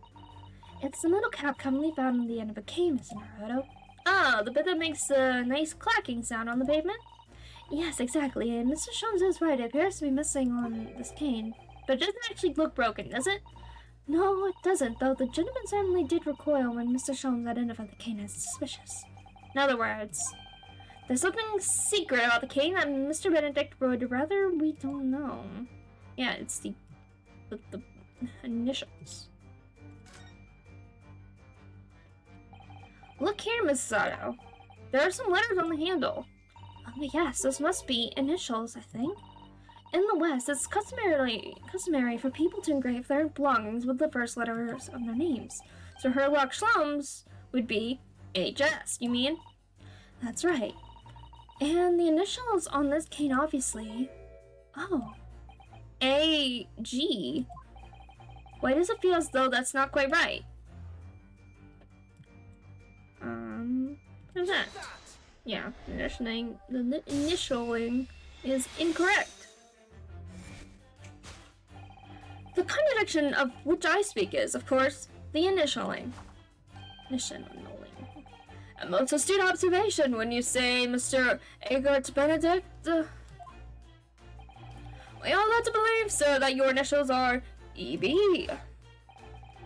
Yet in a most possessive manner you have in your grasp a cane bearing the initials AG. An incontrovertible contradiction indeed, would you not agree? No, you're wrong. This cane isn't... You said before that you've had that cane for years. So don't try to tell us that you just borrowed it from a friend or found it in the park. In short, though you hold yourself to be a gentleman, you have withheld your true name. Recoil, sir, there's something wrong. Well, and your recoiling, you had inadvertently oh my god. Felicitate the answer of the next conundrum to present itself. Namely, what is the truth behind this rod you bear? Yes, your reaction betrays the truth. The handle, which you evidently would like to conceal, is the key to understanding this riddle, you see? Let's consider the bare bones of what's happening here. Miss Lestrade redeemed the fine-looking overcoat. And now a mysterious man has appeared, introducing himself with a fake name, and claiming that the overcoat belongs to him. But we know that he actually identified Miss Lestrade from a written description, which suggests that everything else he's told us is untrue. So what we need to do here is somehow prove that the overcoat cannot simply belong to him. Okay, is there something about the overcoat? Oh, it doesn't fit him! Oh, the seam of the shoulder here is coming apart, look. So it is. Do you know, a moment ago when Mr. Benedict was surprised by something that was said, I thought I heard him make a rather strange noise, sounded like a tiny growl. But now I think it was probably the sound of the seam ripping open. If you look closely, it does seem to be a very tight fit. The sleeves are stretching to burst, and he wouldn't have a hope of fastening it at the front. If he were to run around in it, I'm sure the whole thing would fall apart. That I'd like to see. Sorry? So how can... Susanna, what do you mean? Oh, Susanna. Susanna-san. Listen, if this guy is a JoJo character, I mean, I'm sure a lot of people can't blame you. So how can we make Mr. Benedict run around? She's really giving this some thought. That's not what we're doing. Just present the split scene. Leaves quietly.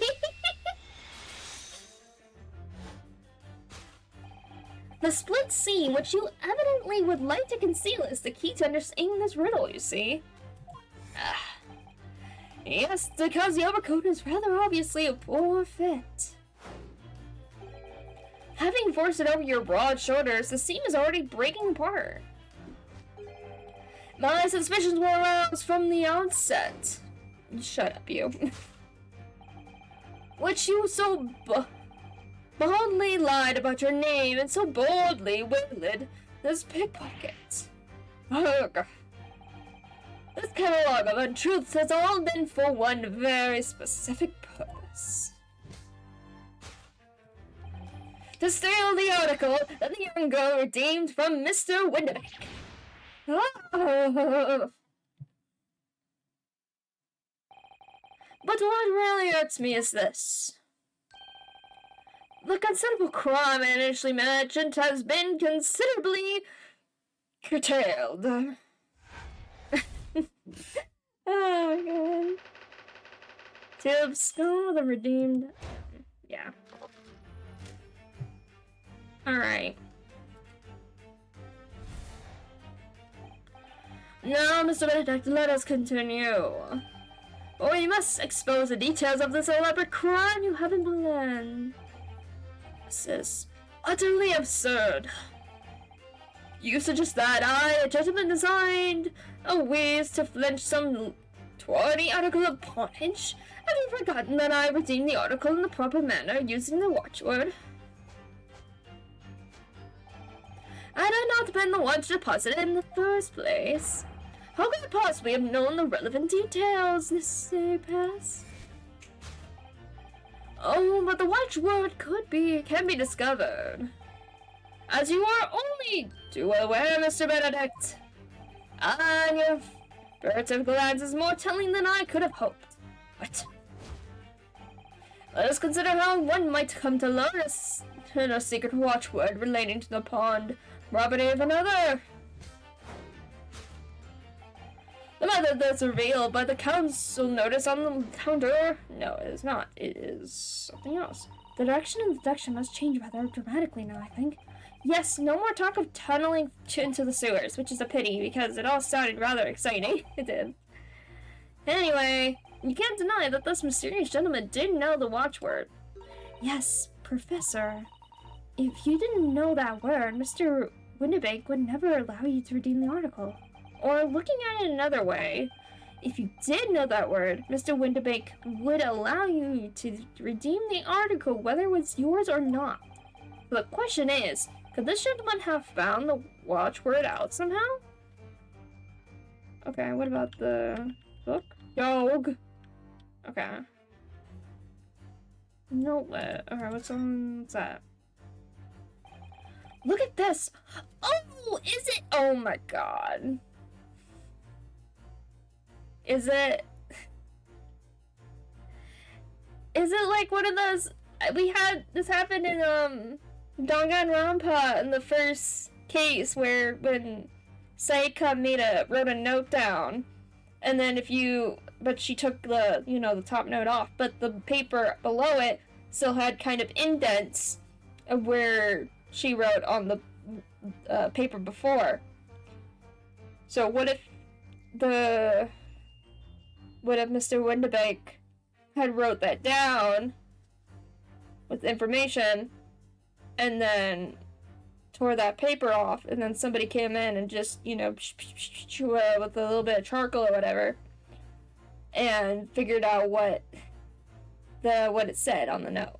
Let's see. Look at this, Miss Sato. It appears to be a memo that Mr. Windibank has scribbled himself. Let's see. What does it say? Oh, Professor.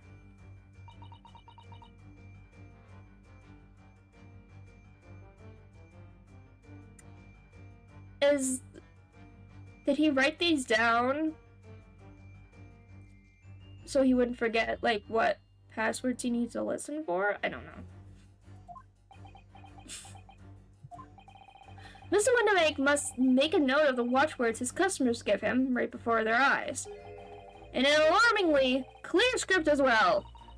Oh dear, I don't know where to look. Who knows what other secrets I might see? Yeah, what's that? Is that a picture of a kitty?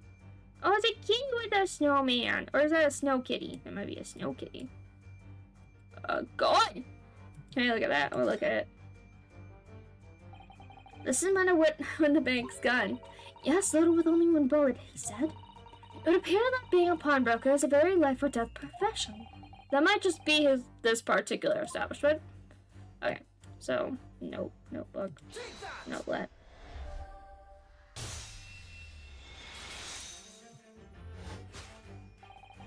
The method is revealed by the notelets on the counter to which your eyes were inadvertently drawn.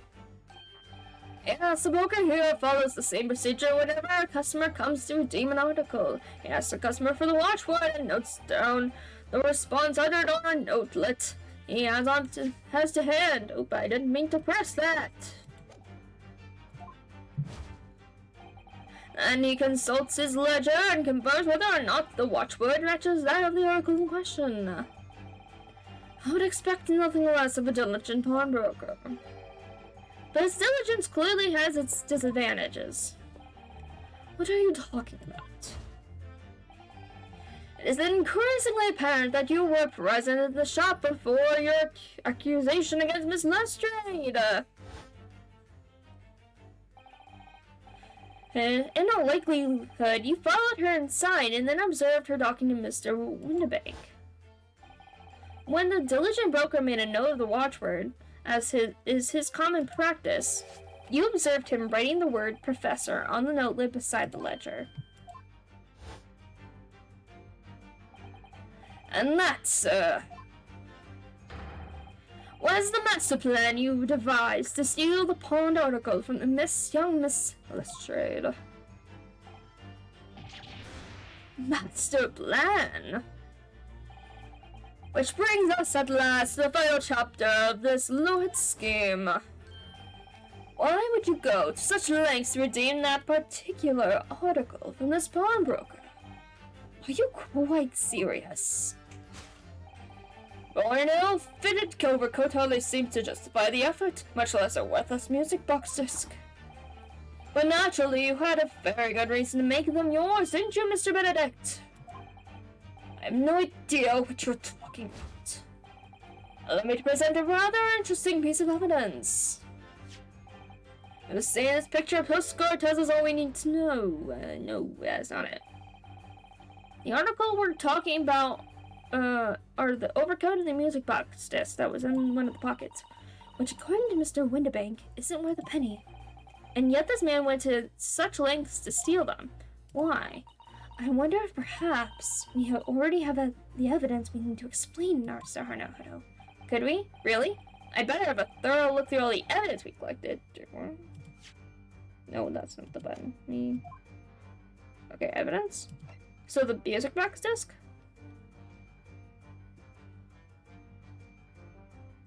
Oh wait, can I look at... Oh wait, can I... Examine? Secret! Oh! For Mr. McGilded! Oh shit! Oh my gosh, it's coming back around! This is crazy.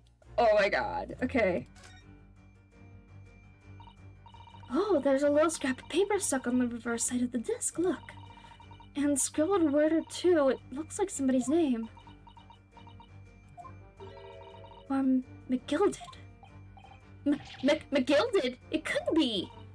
But it is, Mr. Naruto. A name I shall never forget, for as long as I live. But why? Why is his name on this? Oh man. What a twist. Look at the blood too. Look at all the little bumps on the disc. They're so tiny. Yes, the protrusions are called pins, and they plug the teeth of the comb to make nails. And just on the edge, there's a small amount of blood. Yes, the blood of the mysterious Mr. Egbert Benedict. When Miss Letstrayed tried to grab the disc from him, the pins scratched his fingers, it seems. So it wasn't hers, it was Mr. McGilded's. That was Mr. McGilded's coat! Oh my god. This gets crazy. Like when you're grating some daikon radish and accidentally cut your finger. Ouch. Just thinking about it hurts. And puts me off eating radish. Take that! Yep.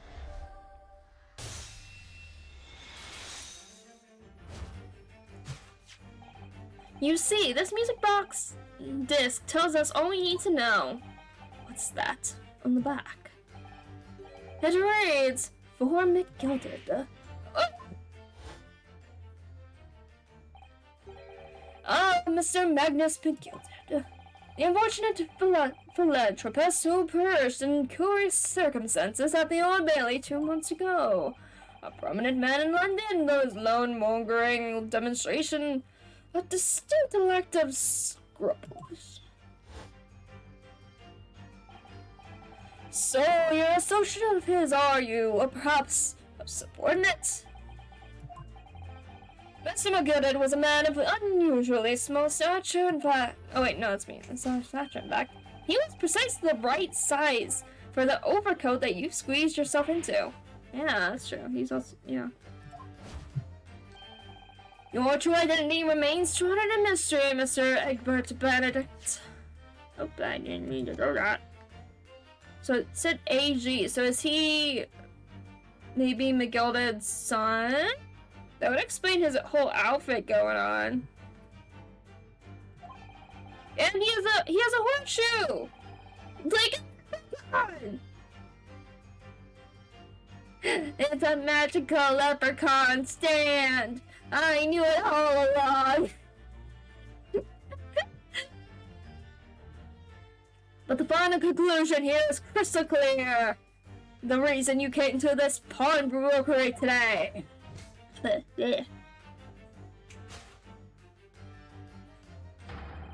Was to retrieve an article left behind by the late Magnus McGilded. Tusk!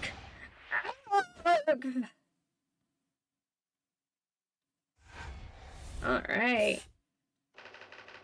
The acquired item deposited by Mr. McGilded. Oh, snap. Deduction complete. Hell yeah. Elementary. Yeah. Well, Mr. Magnus McGilded. Not a name I expected here in these circumstances. Mr. Sholmes, I'm afraid there's something very troubling on my mind. Right, tell Mrs. Otto. Well, according to what Mr. Windibank told us earlier, today was the final day on which the coat could have been redeemed, was it not? Yes, ma'am, that is correct. Today was, to be precise, at least 2 months since it was first deposited. Well, today is April 15th, so 2 months ago today would have been 15th of February. Yes, sir, that's right. It's all carefully recorded in my ledger. Deposited at 10:30 p.m., I see. What? But that suggests... Was his trial on 15th? 15th was the day he died? Was it? Oh my god. What does that mean? Does that mean Mr. McGilded is still alive? Holy... Is he gone into hiding? This is crazy. Oh my gosh. Oh my gosh, this is actually really exciting. Yes, 15th February is precisely the day on which the omnibus murder took place. Oh, was when the murder took place. Oh shit. And 10:30 in the evening, This was precisely the time at which the terrible events were unfolding. What?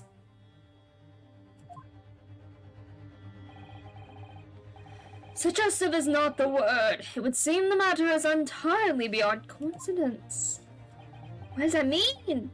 Does that mean this music disc has to do with what happened to the bricklayer dude? The brickmaker? I don't remember his name. The dude Mr. McGolded was suspected of killing. That's crazy. You are, of course, at liberty to make whatever outlandish deductions you choose, however... Holy shit!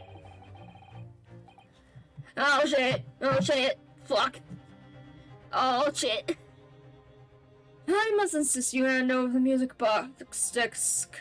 No. It would be a terrible shame for you to return to your native land in a box. Hug, what do I do? No! No! I can't! There are some things a man must protect at all costs. This may well be one of those things. Then again, it may not. Oh. Oh! Mr. Windenbank! This is my shop. I can't allow any harm to come to my customers, or that would happen. I should have to take my own. Mr. Windenbank, no! Alright, that's enough. Ooh, oh, Lisa, thank God! Inspector Gregson. Inspector. That's right, sunshine. The alarm was raised on one of our dedicated emergency lines. So we got here as fast as we could. Now, what's all this about it? Oh, praise be, you're here at last. I was moments away from forfeiting my own life in my own very own establishment. That wouldn't have helped at all. It would seem you have the upper hand.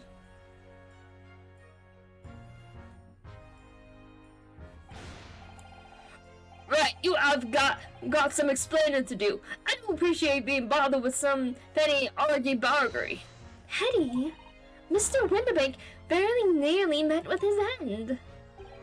Yeah, by his own kindness. As I know. Oh dear. And the whole of Britain would come meet its end if I don't get to the bottom of this case I'm supposed to be working on. What is the case, Inspector? Spare no detail, Gregson. I might have said a little too much. No matter, it's nothing to do with you lot.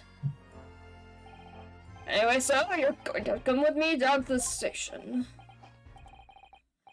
Of course, Inspector. Oh shit! He's getting away! Get after him, lads! Whistle the B officer too. Sir! Oh shit!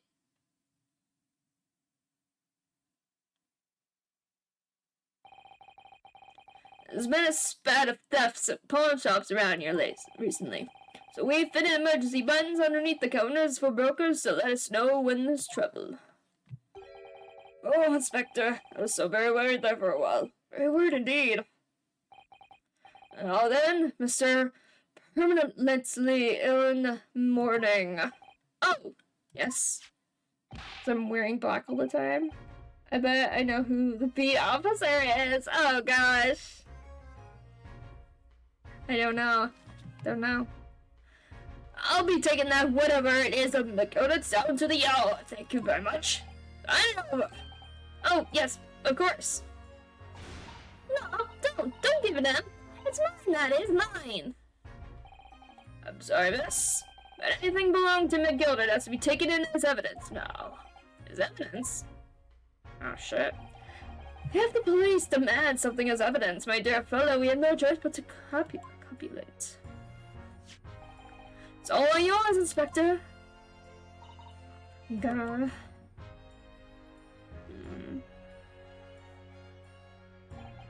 Don't know who it could be, sir. No idea at all, sir. So we handed Mr. McGillen's disc over to Inspector Gregson, and we're similarly turfed out of the shop and onto the street. Alright. To be continued. Do you want to stop there for tonight, or should we go a little further? What do you think, bud?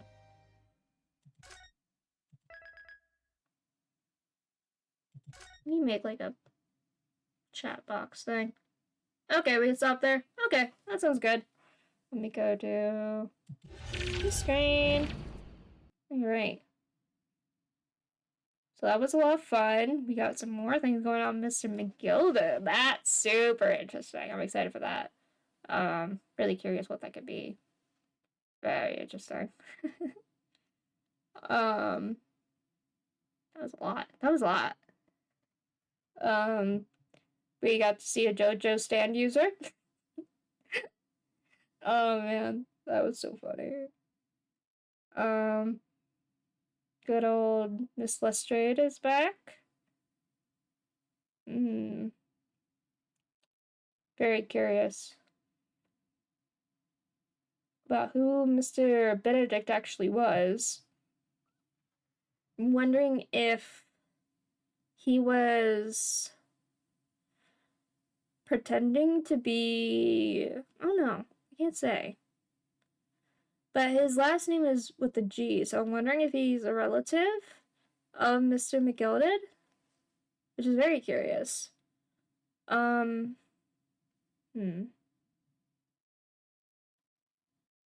a lot we don't know yet. Very, very interesting. But yeah, we can end the stream for tonight.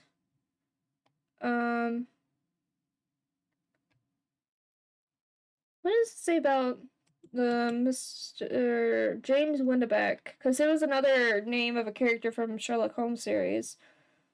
He attempted to defraud his stepdaughter, Miss Mary Sutherland, of her inheritance via a complicated scheme in which he became engaged to her under the false identity of Hosmer Angel, and it disappeared. His ruse was easily discovered by Sherlock Holmes. However, Holmes allowed him to go free, claiming that Windebeck had committed no crime in the strict legal definition of the term. Holmes nevertheless predicted Windebeck will continue a career in crime that will eventually lead to him on the gallows. Interesting.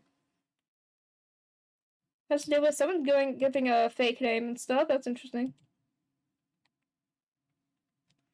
I'm curious what's gonna happen next. What's our next case gonna be? Is it gonna be involved with that Eggman? The Eggman? The egg stand user? I'm curious. Very, very curious indeed, yes. Hopefully next week Discord will stop being really awful. That would be really nice. Oh, if only. If only. If only. What to say? Stupid Discord being dumb. Thanks, Discord. Thanks, Obama. Yeah, that's gonna be it for tonight. You have anything to say, Scott, if you're still here? You have anything to say, Scott? I don't know if you're still in chat. I can't see what chat. I'm here. You okay? Anything you have to say? Not really? Okay, that's fine. That's cool.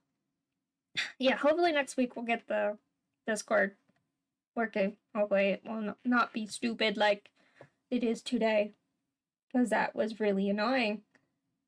And awful. I hated that so much. Oh, man. It's always something, isn't it? It really is. Oh, man. Yeah, extremely annoying. I really hope it's fixed by next week or whatever. Oh, my gosh. Because if it's not, I'm not. Was fun, minus that. It makes me want to go back to the first thing with your headset being dumb, right? At least that was like, oh, I got it fixed, and then we were done with it. It's like, okay, got it fixed, got good to go. Okay. Got it fixed, and we were good for the rest of the stream. This was just like, no, not allowed to stream. Not allowed. No, not allowed. Not allowed to do things how you want to do them. No, not allowed. Which was total bullshit. So, yeah. Fun. Hopefully that doesn't happen again. I even made sure this time, too. I made sure that my headphones were working, too. I was like, okay, headphones, yep. Microphone, yep. Everything looked good. Okay, ready to stream. And then, no.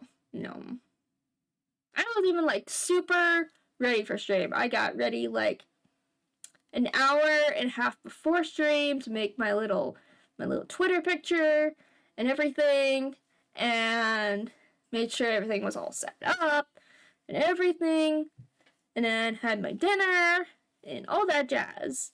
But no, everything just had to be stupid anyway. Okay, well,